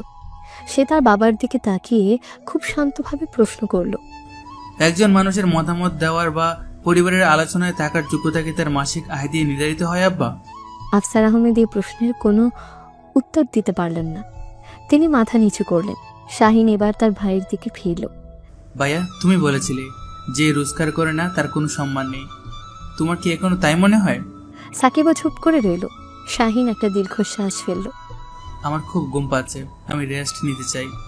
কথাটা বলে সে আর এক মুহূর্তও দাঁড়ালো না, নিজের ঘরের দিকে চলে গেল। তার চলে যাওয়া পথের দিকে তাকিয়ে সবাই বুঝতে পারল, টাকা দিয়ে হয়তো অনেক কিছু কেনা যায়, কিন্তু হারিয়ে যাওয়া সম্মান আর বিশ্বাস ফিরিয়ে আনা যায় না। শাহিন, হয়তো আমাদের ক্ষমা করে দিবে একদিন, কিন্তু যে ক্ষত আমরা তৈরি করেছি সেটা এত সহজে শোকানোর নয়। শাহিন ঘরে ঢুকে দরজা বন্ধ করতেই তার ফোনটা বেজে উঠল। আয়ানের নম্বর। এত রাতে আয়ান কেন ফোন করলো এটা ভেবে এসে কিছুটা উদ্বিগ্ন হয়ে ফোনটা ধরল। হ্যালো আয়ান, সব ঠিক আছে? এত রাতে? ওপাশ থেকে আয়ানের আতঙ্কিত কাঁপা কাঁপা গলা ভেসে এলো। স্যার, সর্বনাশ হয়ে গেছে। আপু আপু খুব বড় বিপদে পড়েছে। কি হয়েছে রোহিত, খুলে বল আমাকে। আপু ওর এক বান্ধবীর বাসা থেকে ফিরছিল গুলশানের দিকে। হঠাৎ ওর গাড়ির টায়ার পাঞ্চার হয়ে যায়। ও যখন গাড়ি থেকে নেমে চেক করছিল তখন কোথা থেকে 4 থেকে 5টা বাজে ছেলে এসে ওকে ঘিরে ধরেছে। আপু আমাকে ফোন করে শুধু বলতে পেরেছে, আয়ান হেল্প মি, তারপরেই ফোনটা কেটে গেছে। আমি আব্বুকে বলেছি, আব্বু পুলিশকে ফোন করছেন, কিন্তু আমার খুব ভয় করছে স্যার, যদি দেরি হয়ে যায়। শাহিন এক মুহূর্তও দেরি করল না। তুমি আমাকে লোকেশনটা এক্ষুনি টেক্সট করো, আমি দেখছি, তুমি একদম চিন্তা করো না। ফোনটা কেটেই শাহিন গাড়ির চাবিটা নিয়ে বেরিয়ে গেল। তার পরিবারের কেউ কিছু জিজ্ঞেস করারও সুযোগ পেল না। প্রায় ফাঁকা রাস্তা দিয়ে সে ঝড়ের বেগে গাড়ি চালিয়ে গুলশানের দিকে ছুটল। আয়ানের পাঠানো লোকেশনটা একটা নির্জন রাস্তার। শাহিনের বুকের ভেতরটা অজানা আশঙ্কায় ধুকপুক করতে লাগলো। আমি ঘটনাস্থলে পৌঁছে দেখি রাস্তার এক পাশে রুহির গাড়িটা পার্ক করা, আর একটু দূরেই একটা আবসা আলো আদারিতে 4-5 জন যুবক রুহিকে ঘিরে ধরে আপত্তিকর মন্তব্য করছে। একজন রুহির হাত ধরার চেষ্টা করছে। রুহি ভয়ে আতঙ্কে প্রায় জমে গেছে। শাহিন গাড়ি থেকে নেমেই তার মোবাইলে ফোনের ক্যামেরা আর ফ্ল্যাশলাইট অন করল। সে চিৎকার করে লোকগুলোর দিকে এগিয়ে গেল। Hey, what the hell is going on here? আপনারা সবাই কিন্তু লাইভ ভিডিওতে আছেন। আমার প্রত্যাশার ক্লাসরুম চ্যানেলের লক্ষ লক্ষ সাবস্ক্রাইবার আপনাদের সবাইকে দেখছে। ছেলেগুলো হঠাৎ আলো আর লাইভ ভিডিওর কথা শুনে ঘাবড়ে গেল। তাদের মধ্যে একজন শাহিনকে চিনতে পেরে অন্যজনকে কোনই দিয়ে খোঁচা দিল। আরে এই তো সেই ইউটিউবার শাহিন স্যার। সর্বনাশ, চল এখান থেকে কেটে পড়ি। শাহিনকে কিছু করতে হলো না। তার সেলিব্রিটি স্ট্যাটাস আর বুদ্ধিমত্তায় বখাটেগুলোকে ভয় পাইয়ে দেওয়ার জন্য যথেষ্ট ছিল। ওরা রুহিকে ছেড়ে দৌড়ে অন্ধকারে মিলিয়ে গেল। শাহিন দ্রুত রুহির কাছে গেল। রুহি তখনও ভয়ে কাঁপছে। দেয়ালের সাথে হেলান দিয়ে সে কোনো মতে দাঁড়িয়ে আছে। শাহিনকে দেখে তার চোখ দিয়ে পানি পড়তে শুরু করলো। রুহি, তুমি ঠিক আছো? ওরা তোমার কোনো ক্ষতি করেনি তো? রুহি কোনো কথা বলতে না পারল। সে শুধু মাথা নাড়ল। যে মেয়েটা একদিন অহংকারের মাটিতে পা ফেলত না, আজ সে ছিল অসহায় ভীত একটা সাধারণ মেয়ে। শাহিন নিজের গাড়ির দরজা খুলে দিল। এসো, তোমাকে আমি বাড়ি পৌঁছে দিচ্ছি। তোমার গাড়িটা আমি পরে মেকানিক দিয়ে ঠিক করিয়ে আনবো। রুহি চুপচাপ গাড়িতে উঠে বসলো। পুরো রাস্তা কেউ কোনো কথা বলল না। শাহিন নিঃশব্দে গাড়ি চালিয়ে তাকে বাড়ির গেটে নামিয়ে দিল। রুহি নামার আগে শাহিনের দিকে ফিরল। তার চোখে তখনও অবিশ্বাস আর কৃতজ্ঞতার এক মিশ্র অনুভূতি। আমি আমি জানি না তোমাকে কিভাবে ধন্যবাদ দেব। তুমি আজ না এলে। কোনো দরকার নেই, যে কোনো বিপদে পড়া মানুষকে সাহায্য করাটা আমার দায়িত্ব। তুমি সাবধানে থেকো। কথাটা বলে শাহিন আর দাঁড়ালো না, গাড়ি ঘুরিয়ে চলে গেল। রুহি তার চলে যাওয়ার পথের দিকে তাকিয়ে রইল। আজ রাতেই সে এক অন্য শাহিনকে দেখল। এই শাহিন শুধু একজন বুদ্ধিমান শিক্ষক বা সফল ইউটিউবার নয়, এই শাহিন একজন সাহসী এবং পরোপকারী মানুষ, যে মানুষটা নিজের জীবনের ঝুঁকি নিয়ে তাকে বাঁচাতে ছুটে এসেছে কোনো প্রতিদানের আশা না করেই। রুহি নিজের ঘরে ফিরে এসে দরজা বন্ধ করল। তার অহংকারের কাঁচের দেয়ালটা আজ পুরোপুরি ভেঙে গুঁড়ো গুঁড়ো হয়ে গেছে। সেই ভাঙা কাঁচের টুকরোর মধ্য দিয়ে সে প্রথমবার স্পষ্ট দেখতে পেল সে শাহিনের প্রেমে পড়তে শুরু করেছে, নিজের অজান্তেই, খুব গভীরভাবে। ধীরে ধীরে আরও কিছুদিন কেটে গেল। মিরপুরের সেই এক চিলতে গলি থেকে শাহিনের প্রত্যাশা এখন ঢাকার কোচিং পাড়ার কেন্দ্রবিন্দু ফার্মগেটে উঠে এসেছে। একটা বহুতল ভবনের পুরো একটা ফ্লোর জুড়ে এখন তার নতুন প্রতিষ্ঠান। ঝকঝকে রিসেপশন, শীতাতপ নিয়ন্ত্রিত ক্লাসরুম আর আধুনিক সব সুযোগ সুবিধা। সাইনবোর্ডে বড় বড় করে লেখা প্রত্যাশা ক্যারিয়ার সলিউশনস। এখানে এখন শুধু স্কুল কলেজের ছাত্রছাত্রীরাই পড়ে না, স্বপ্নবাজ তরুণ তরুণীরা আসে BCS, bank jobs, police sub inspector এবং অন্যান্য সরকারি চাকরির পরীক্ষার প্রস্তুতি নিতে। শাহিনের কাজ ঘেরা অফিস রুমে তার সামনে বসে আছেন একজন 50 ভদ্রলোক, তার চোখে মুখে কৃতজ্ঞতার অশ্রু। তার পাশে বসে আছে তার ছেলে ইমরুল, সদ্য সুপারিশপ্রাপ্ত একজন পুলিশ সাব ইন্সপেক্টর। ইমরুল এখানকারই প্রথম ব্যাচের ছাত্র। ইমরুলের বাবা বললেন, স্যার, আমি আপনার শুকরিয়া আদায় করার ভাষা খুঁজে পাচ্ছি না। এই ছেলেটাকে নিয়ে আমি সব আশা সেটারি দিয়েছিলাম। ভার্সিটি শেষ করে 3 বছর ধরে বেকার বসেছিল। কত টাকা জোর পিছনে খরচ করেছি। ঢাকার এমন কোনো নামকরা কোচিং সেন্টার নেই যেখানে ওকে ভর্তি করায়নি। লাখ লাখ টাকা গেছে, কিন্তু কোনো লাভ হয়নি। আব্বা থামো, স্যারকে বিব্রত করছো। না, আজ আমি বলবো, বলতে দিন আমাকে। স্যার, আপনি তো শুধু একজন শিক্ষক নন, আপনি আমাদের মতো হাজারো গরিব বাবার কাছে আল্লাহর পাঠানো রহমত। ফার্মগেটের অন্য কোচিংগুলো যেখানে বিসিএস প্রস্তুতির জন্য 50-60 হাজার টাকা করে নিয়ে, সেখানে আপনি মাত্র 10 হাজার টাকায় সব কোর্স করাচ্ছেন। প্রথমে তো আমি বিশ্বাসই করিনি, ভেবেছিলাম এত কমে পড়াচ্ছে নিশ্চয়ই মান ভালো হবে না। আমার উদ্দেশ্য ব্যবসা করা নয় আঙ্কেল, আমার উদ্দেশ্য হলো সুযোগ তৈরি করা। মেধা থাকা সত্ত্বেও শুধু টাকার অভাবে একজন তরুণ পিছিয়ে পড়বে, এটা হতে পারে না। আপনার ছেলে খুবই মেধাবী, ওর শুধু সঠিক নির্দেশনার প্রয়োজন ছিল। এবার ইমরুল বলল, স্যার, শুধু নির্দেশনা নয়, আপনি আমাদের ভেতর থেকে ভয়টা দূর করে দিয়েছেন। অন্য কোচিংয়ে আমাদের শুধু বইয়ের গাদা ধরিয়ে দিয়ে বলা হতো সব মুখস্থ করো, আর আপনি আমাদের শিখিয়েছেন কিভাবে না পড়েও সাধারণ জ্ঞান উত্তর করা যায়, কিভাবে গণিতের সমাধান করতে হয় প্রশ্ন না বুঝেই শুধুমাত্র অপশন দেখে। আপনার শেখানো ইন্টেলিজেন্ট গেসিং আর এলিমিনেশন টেকনিক আমার রিটেন পরীক্ষায় কমপক্ষে 20টা নাম্বার বাড়িয়ে দিয়েছে। এই ছেলে আমার, যে কিনা অঙ্ক দেখলেই পালাতো, সে নাকি আবার পরীক্ষায় সবচেয়ে কঠিন অঙ্কটাই সবার আগে করে ফেলেছে। আমি তো শুনে অবাক। আপনি কি জাদু করেছেন স্যার? আমি কোনো জাদু করিনি, আমি শুধু ওর ভেতরের আত্মবিশ্বাসটা জাগিয়ে দিয়েছি। আমাদের দেশের শিক্ষা ব্যবস্থার সমস্যা হলো এটা ছাত্রদের প্রশ্ন করতে শেখায় না, শুধু উত্তর মুখস্থ করতে শেখায়। আমি আমার কোচিংয়ে সেই পথটাই ভাঙতে চেয়েছি। এখানে ছাত্ররা প্রশ্ন করে, ভুল করে এবং ভুলের মধ্যেই দিয়ে শেখে। স্যার, আরেকটা কথা, আপনার মেন্টাল এবিলিটি আর ভাইভা টিপসের ক্লাসগুলো ছিল অসাধারণ। আপনি শিখিয়েছেন ভাইভা বোর্ডে জ্ঞানের চেয়েও বেশি গুরুত্বপূর্ণ হলো স্মার্টনেস আর সততা। কিভাবে একটা কঠিন প্রশ্নকে পাশ কাটাতে হয়, কিভাবে সরি বলতে হয় আত্মবিশ্বাসের সাথে, এই ছোট ছোট জিনিসগুলোই পার্থক্য গড়ে দেয়। আমার ভাইভাতে প্রায় সবাই আপনার কথা বলছিল। আমার ছেলেটা এখন পুলিশের একজন অফিসার। এই খাকি পোশাকটা ওর গায়ে দেখার জন্য আমি সারা জীবন অপেক্ষা করেছি। আজ আমার সেই স্বপ্ন পূরণ হয়েছে আপনার জন্য স্যার। এই নিন, আপনার জন্য সামান্য কিছু মিষ্টি এনেছিলাম। ভদ্রলোক একটা মিষ্টির প্যাকেট শাহিনের দিকে বাড়িয়ে দিলেন। শাহিন বিনয়ের সাথে প্যাকেটটা হাতে নিল। এর কোনো দরকার ছিল না আঙ্কেল, ইমরুলের এই সাফল্যই আমার জন্য সবচেয়ে বড় মিষ্টি। ও যেন সারা জীবন সত্যতার সাথে দেশের সেবা করতে পারে, এই দুয়ারেই করবেন। অবশ্যই করব স্যার, আপনার সম্মান আমি কখনো ডুবতে দেব না। আর আমার যত বন্ধু বান্ধব আছে আমি সবাইকে এখন আপনার কোচিংয়ের কথাই বলি টাকা নষ্ট না করে একবার শাহিন স্যারের কাছে যা, জীবন বদলে যাবে। তারা চলে যাওয়ার পর শাহিন তার চেয়ারে হেলান দিয়ে বসল। কাচের দেয়ালের ওপাশে সে দেখতে পাচ্ছিল করিডোরে একদল তরুণ তরুণী চোখে স্বপ্ন নিয়ে ক্লাসের জন্য অপেক্ষা করছে। এরা কেউ হতে চায় ম্যাজিস্ট্রেট, কেউ ব্যাংকার, কেউ বা বিজ্ঞানী। তাদের সবার ভরসার নাম এখন প্রত্যাশা। যে পরিবার তাকে একদিন বেকার বলে পরিচয় দিতে লজ্জা পেত, আজ সে হাজার তরুণের বেকারত্ব ঘুচিয়ে দেওয়ার কারিগর হয়ে উঠেছে। এই অনুভূতিটা ছিল একদম তার জীবনের সবচেয়ে বড় প্রাপ্তি। পরের দিন সন্ধ্যায় বাইরে ঝুম বৃষ্টি নেমেছে।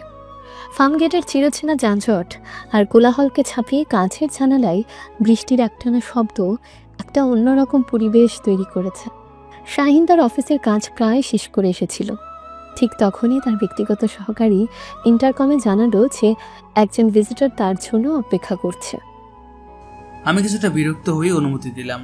আমি ভাবিনি এত রাতে এই বৃষ্টির মধ্যে কেউ আসবে। দরজা খুলে ভেতরে যে প্রবেশ করলো তাকে দেখে আমার ব্রু সামান্য কুঁচকে গেল। রুহি, তার হাতে একটা বড় হটপট, পরনে ভেজা সেলোয়ার কামিজটা তার শরীরের সাথে লেপটে আছে, চুলগুলো সামান্য ভেজা। তার সেই চিরচেনা অহংকারী বাপটা আজ অনুপস্থিত। তার বদলে চোখে মুখে ফুটে আছে এক ধরনের দ্বিধার সংকোচ। আমি চেয়ার থেকে উঠিনি, কম্পিউটারের স্ক্রিন থেকে চোখ না সরিয়ে বললাম, তুমি এখানে? আয়নের তো আজ ক্লাস ছিল না। আমি জানি, আসলে মা আজ ওর জন্য কাচ্চি বিরিয়ানি রান্না করেছিলেন, তো ভাবলাম ও তো আপনার কথা খুব বলে, তাই ওর সাথে আপনার জন্য একটু নিয়ে এলাম। আপনি তো সারাদিন ব্যস্ত থাকেন, ঠিকমতো খাওয়া দাওয়া করেন কি না? কথাটা শেষ করতে পারল না রুহি। শাহিনের শীতল আবেগহীন চাহনির সামনে তার গুছিয়ে আনা কথাগুলো কেমন যেন হারিয়ে যাচ্ছিল। ধন্যবাদ, কিন্তু এর কোনো প্রয়োজন ছিল না। আমি বাইরে থেকে কিছু একটা আনিয়ে নিতাম। ওটা ওখানে রেখে তুমি চলে যেতে পারো। বাইরে অনেক বৃষ্টি হচ্ছে, ফিরতে রাত হয়ে যাবে। শাহিনের আচরণে স্পষ্ট উপেক্ষা। সে রুহিকে বসতেও বলল না, তার আনা খাবার নিয়েও কোনো আগ্রহ দেখালো না। সে এমনভাবে কথা বলছিল যেন একজন অপরিচিত ডেলিভারি ম্যান কিছু একটা দিয়ে গেছে। রুহি হটপটটা সামনের ছোট টেবিলে রাখল, কিন্তু সে চলে গেল না। কয়েক মুহূর্ত চুপ করে দাঁড়িয়ে রইল, যেন কিছু একটা বলার জন্য শক্তি সঞ্চয় করছে। শাহিন ইচ্ছে করে তার দিকে তাকাচ্ছিল না, সে মনোযোগ দিয়ে একটা ফাইলে চোখ বুলাচ্ছিল। অবশেষে রুহি খুব আস্তে করে প্রায় কাঁপা কাঁপা গলায় কথা বলা শুরু করলো। শাহিন, কিছু বলবে? আমি আমি আসলে শুধু খাবার দিতে আসিনি, আমি তোমার কাছে ক্ষমা চাইতে এসেছি। এই কথাটাই শাহিনের মনোযোগ প্রথমবারের মতো ফাইলের পাতা থেকে সরে এসে রুহির মুখের উপর স্থির হলো, কিন্তু তার চোখে কোনো বিস্ময় বা কোমলতা ছিল না, ছিল কেবল নির্লিপ্ততা। আমি জানি সরি শব্দটা খুব ছোট। আমি তোমার সাথে যা করেছি, যে ভাষায় কথা বলেছি, তার জন্য এই একটা শব্দ যথেষ্ট নয়। সেই দিন সেই পার্টিতে এবং পরেও আমি যা বলেছি বা করেছি তার প্রত্যেকটা কাজের জন্য আমি সত্যি খুব লজ্জিত। আমি বুঝতে পারিনি। এখন বুঝে কি লাভ? যা হওয়ার তো হয়ে গিয়েছে, ওসব এখন অতীত। ওটা নিয়ে কথা বলার কোনো মানে হয় না। মানে হয় শাহিন, আমার জন্য মানে হয় আমি যদি আজ ক্ষমা না চাই, আমি নিজের কাছে ছোট হয়ে থাকবো। আমি জানি তুমি হয়তো ভাবছো আজ তুমি সফল, তোমার অনেক টাকা, অনেক নাম ডাক, তাই আমি মত বদলে তোমার কাছে এসেছি। কিন্তু বিশ্বাস করো, ব্যাপারটা মোটেও তাই নয়। রুহির গলাটা ধরে এলো, চোখ দুটো পানিতেই ভরে উঠল। সে নিজেকে সামলে নিয়ে আবার বলতে শুরু করলো, আমি এমন একটা জগতে বড় হয়েছি যেখানে মানুষের পরিচয় আর যোগ্যতা মাপা হতো তার ব্যাংক ব্যালেন্সে, তার গাড়ি বা তার বাবার নাম দিয়ে। আমি ছোটবেলা থেকে এটাই দেখে এসেছি। আমার চারপাশে সবাই ছিল এমনই। আমি ভাবতাম এটাই পৃথিবীর নিয়ম। আমি কখনো এর বাহিরের পৃথিবীটা দেখিনি। তাই সেই দিন আমি তোমাকে বিচার করেছিলাম আমার ওই সীমিত অহংকারী পৃথিবীর মাপকাঠি দিয়ে। আমি তোমার মেধা বা তোমার ভিতরের মানুষটাকে দেখতে পাইনি। আমি শুধু তোমার তখনকার পরিচয়হীনতা দেখেছিলাম। এটা আমার জীবনের সবচেয়ে বড় ভুল ছিল শাহিন। আমি শুধু ভুল ছিলাম না, আমি খুব নিষ্ঠুর ছিলাম। কথাগুলো বলার সময় রুহির গাল বেয়ে পানি পড়ছিল। তার কান্নায় কোনো অভিনয় ছিল না, ছিল কেবল এক গভীর অনুশোচনা। সেই রাতে তুমি যখন আমাকে ওই বিপদ থেকে বাঁচালে, তখন আমি প্রথম বুঝতে পারলাম একজন মানুষের আসল পরিচয় তার সম্পদে নয়, তার সাহসে আর মনুষ্যত্বে। তুমি চাইলে সেদিন আমাকে উপেক্ষা করতে পারতে, আমার অতীতের ব্যবহারের জন্য আমাকে বিপদে ফেলেই চলে আসতে পারতে, কিন্তু তুমি তা করনি। তুমি নিজে ঝুঁকি নিয়ে আমাকে সাহায্য করেছো। সেদিন আমি হেরে গিয়েছিলাম শাহিন। আমার সমস্ত অহংকার, আমার সমস্ত বিশ্বাস তোমার মহত্বের কাছে হেরে গিয়েছিল। শাহিন চুপ করে সবটা শুনল। তার মুখের কঠিন ভাবটা একটু বদলালো না। সে একটা দীর্ঘশ্বাস ফেলে চেয়ারে হেলান দিয়ে বসল। শুনো রুহি, তোমার ক্ষমা চাওয়ার জন্য ধন্যবাদ, কিন্তু সত্যি বলতে তোমার এই অপমানগুলো এখন আমার আর কিছু যায় আসে না। তুমি ঠিকই বলেছিলে, আমাদের জগৎ আলাদা। আমার জগতে আবেগের চেয়ে সময়ের মূল্য বেশি। আমার কাঁধে এখন হাজারো ছাত্রছাত্রীর স্বপ্ন আর প্রত্যাশার ভার। তোমার এই পুরনো কথাগুলো নিয়ে বাবার মতো সময় বা মন মানসিকতা কোনোটাই এখন আমার নেই। তুমি যা করেছো সেটা তোমার তখনকার বিশ্বাস থেকে করেছো। আমি যা করেছি সেটা আমার বর্তমানের বাস্তবতা। সো ইটস ওকে, তুমি এখন আসতে পারো। শাহিনের এই শীতল প্রত্যাখ্যান রুহির বুকের তীরের মতো বিঁধল। সে যা ভেবেছিল ঠিক তাই হলো। শাহিন তাকে ক্ষমা করেনি, সে তাকে তার জীবন থেকে মুছে ফেলেছে। ঠিক সেই মুহূর্তে ঘরের বাতিগুলো দপ করে নিভে গেল। ঝড়ের কারণে পাওয়ার চলে গেছে। পুরো ফ্লোরটা ডুবে গেল অন্ধকারে। রুহি ছুঁকে গিয়ে প্রায় চিৎকার করে উঠেছিল। বাইরে তখন বিদ্যুতের ঝলকানি আর মেঘের গর্জন। সে আলোয় শাহিন দেখল রুহির ফ্যাকাশে ভেজা মুখটা। মেয়েটা যে অন্ধকার ভয় পায় সেটা সে বুঝতে পারল। তার ভেতরের শীতল বরফটা এক মুহূর্তের জন্য গলে গেল। সে তার মোবাইল ফোনের ফ্ল্যাশ লাইট অন করল। ভয় পেও না, জেনারেটর এখনই চালু হয়ে যাবে। রুহি কিছু বলল না, সে শুধু শাহিনের ফোনের আলোটার দিকে তাকিয়ে রইল। এই অল্প আলোর চারপাশের সবকিছু কেমন যেন বদলে গেছে। বাইরের পৃথিবীটা হারিয়ে গেছে, শুধু এই ছোট্ট ঘরটায় তারা দুজন। শাহিন উঠে দাঁড়িয়ে বলল, চলো আমি তোমাকে নামিয়ে দিয়ে আসি। এই অবস্থায় তোমার একা ফেরাটা ঠিক হবে না। রুহি কোনো প্রতিবাদ করলো না, সে চুপচাপ আমাকে অনুসরণ করলো। গাড়িতেও পিনপতন নীরবতা, শুধু বাইরে বৃষ্টির শব্দ আর গাড়ির ওয়াইপারের একটানা ছন্দ। রুহি আর চোখে আমার দিকে তাকাচ্ছিল। ড্রাইভে মনোযোগ দেওয়া শাহিনের দৃঢ় মুখটা রাস্তার নিয়ন আলোয় অদ্ভুত মায়াবী লাগছিল। রুহি বুঝতে পারছিল শাহিন তাকে মুখে ক্ষমা না করলেও তার আচরণে মিশে আছে এক ধরনের দায়িত্ববোধ। ভালোবাসা হয়তো এভাবেই শুরু হয়, ক্ষমা না করেও পাশে থাকা, উপেক্ষা করেও খেয়াল রাখা। এই নীরব বৃষ্টি ভেজা পথটুকু তাদের না বলা ভালোবাসার প্রথম সাক্ষী হয়ে রইল। প্রায় 5 মাস পর এক রৌদ্রোজ্জ্বল সকাল, ঢাকার কোলাহল থেকে দূরে সাভারের এক বিস্তীর্ণ এলাকা জুড়ে চলছে এক বিশাল কর্মযজ্ঞ।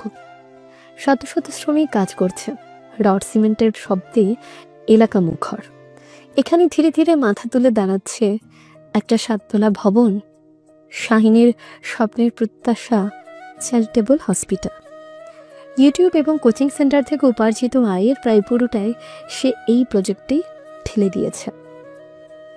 তার লক্ষ্য একটাই, বিনা লাভে দেশের গরিব মানুষদের জন্য উন্নত চিকিৎসা ব্যবস্থা করা। আজ সকাল থেকেই সাইডে আছি, মাথায় সেফটি হেলমেট, পরনে সাধারণ জিন্স আর টি শার্ট। আর্কিটেক্টরের সাথে ঝুঁকে পড়ে আমি হাসপাতালের ব্লু প্রিন্টটা দেখছিলাম। তার চোখে মুখে ক্লান্তি থাকলেও স্বপ্ন পূরণের এক গভীর আনন্দ খেলা করছিল। ঠিক তখনই কনস্ট্রাকশন সাইটের এবড়ো খেবড়ো মাটির উপর দিয়ে একটা জগজগে সাদা গাড়ি এসে থামলো। গাড়ি থেকে নামলো রুহি। তার পরনে আজ লেহেঙ্গা বা দামি কোনো পোশাক নেই, আছে জিন্স আর একটা সাদা টপ, চোখে সানগ্লাস, হাতে একটা বড় টিফিন ক্যারিয়ার। সে সরাসরি আমার দিকে এগিয়ে এলো।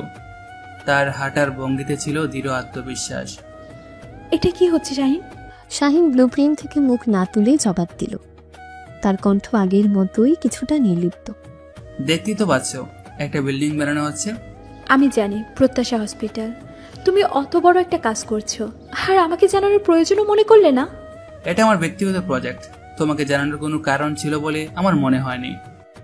রুহি শাহিনের হাত থেকে ব্লুপ্রিন্টের রোলটা প্রায় কেড়ে নিল।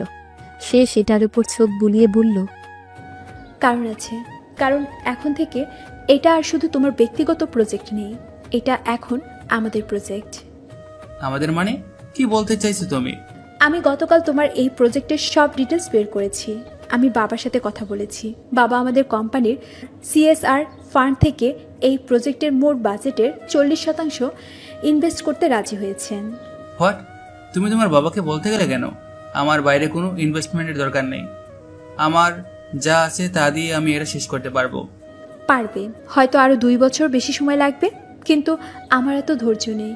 আর এটাকে ইনভেস্টমেন্ট ভেবো না শাহিন, এটাকে আমার ভুলের প্রায়শ্চিত্ত ভাবো। আমি একদিন তোমার যোগ্যতাকে টাকা দিয়ে মাপতে চেয়েছিলাম, আজ আমি সেই টাকা দিয়ে তোমার যোগ্যতার পাশে দাঁড়াতে চাই। অন্তত আমাকে এই সুযোগটা তোমাকে দিতেই হবে। আমি তোমার করুণা বা প্রায়শ্চিত্ত কোনোটাই নিতে আগ্রহী নই। তুমি এখন আসতে পারো।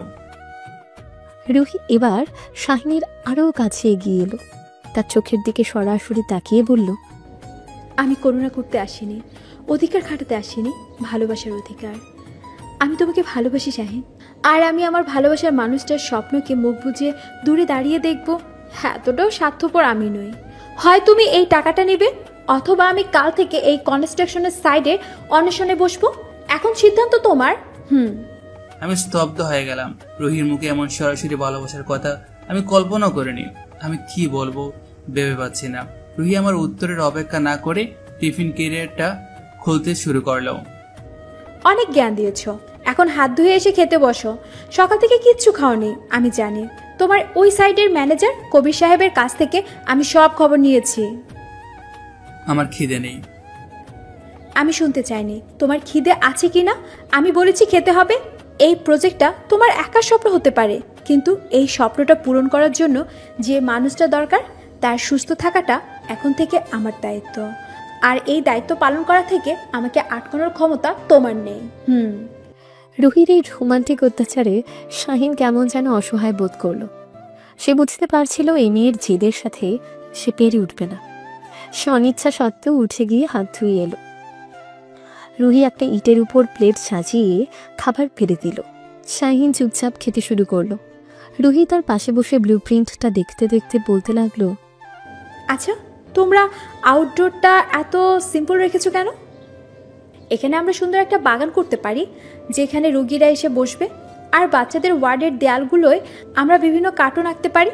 ওরা তাহলে আর হাসপাতালকে ভয় পাবে না, কি বলো? শাহিন খেতে খেতে রুহির কথা শুনছিল। তার মুখে বিরক্তি থাকলেও মনের গভীরে কোথাও একটা ভালো লাগার স্রোত বয়ে যাচ্ছিল। এই প্রথমবার কেউ তার স্বপ্নটাকে নিজের স্বপ্ন ভেবে এত কথা বলেছে।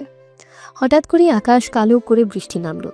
তারা দৌড়ে গিয়ে পাশে শ্রমিকদের জন্য বানানো একটা অস্থায়ী টিনের চালার নিচে আশ্রয় নিল। বৃষ্টির ছাঁট থেকে বাঁচতে তারা দুজন খুব কাছাকাছি এসে দাঁড়ালো।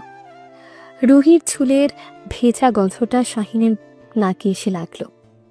রুহি শীতে কাঁপতে কাঁপতে শাহিনের আরও কাছে সরে এলো। তারপর হঠাৎ করেই তার মাথাটা শাহিনের কাঁধে রাখলো।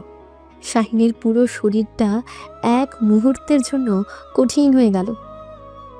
সে রুহিকে সরিয়ে দিতে গিয়েও পারল না। রুহি ফিসফিস করে বলল, প্লিজ শাহিন, আমাকে ফিরিয়ে দিও না। আমি জানি আমি তোমাকে অনেক কষ্ট দিয়েছি, কিন্তু আমি আর এক মুহূর্ত তোমাকে ছাড়া থাকার কথা ভাবতে পারি না। তোমার স্বপ্ন, তোমার কাজ, তোমার সব কিছুর অংশ হতে দাও আমাকে, প্লিজ। বাইরে তখন ঝুম বৃষ্টি। টিনের চালে বৃষ্টির এক টানা শব্দ। শাহিন কোনো উত্তর দিল না। সে শুধু আস্তে করে তার কাঁধে রাখা রুহির মাথাটার উপরে নিজের হাতটা রাখল। এই নীরব সম্মতি ছিল তার দিক থেকে ভালোবাসার প্রথম প্রকাশ। রুহির মুখে ফুটে উঠল একরাশ স্বস্তির হাসি। তারা দুজনেই বুঝল আজ এই অসমাপ্ত হাসপাতালের ভিতের উপরে তাদের ভালোবাসার এক নতুন ইমারত নির্মাণ শুরু হলো। আর এরই মধ্য দিয়ে আমাদের এই সুন্দর অবহেলিত ছেলের গল্পটি শেষ হলো। তো গল্পটা কেমন লেগেছে অবশ্যই আমাদের কিন্তু জানিয়ে দিতে ভুলবেন না। আপনাদের মূল্যবান কমেন্ট আমাদের সাথে অবশ্যই শেয়ার করবেন, এবং আমাদের চ্যানেলে যদি নতুন সদস্য হয়ে থাকেন বা আমাদের চ্যানেলে যদি আজকে প্রথম হয়ে থাকেন, তবে অবশ্যই আমাদের চ্যানেলটাকে সাবস্ক্রাইব করে দিতে ভুলবেন না।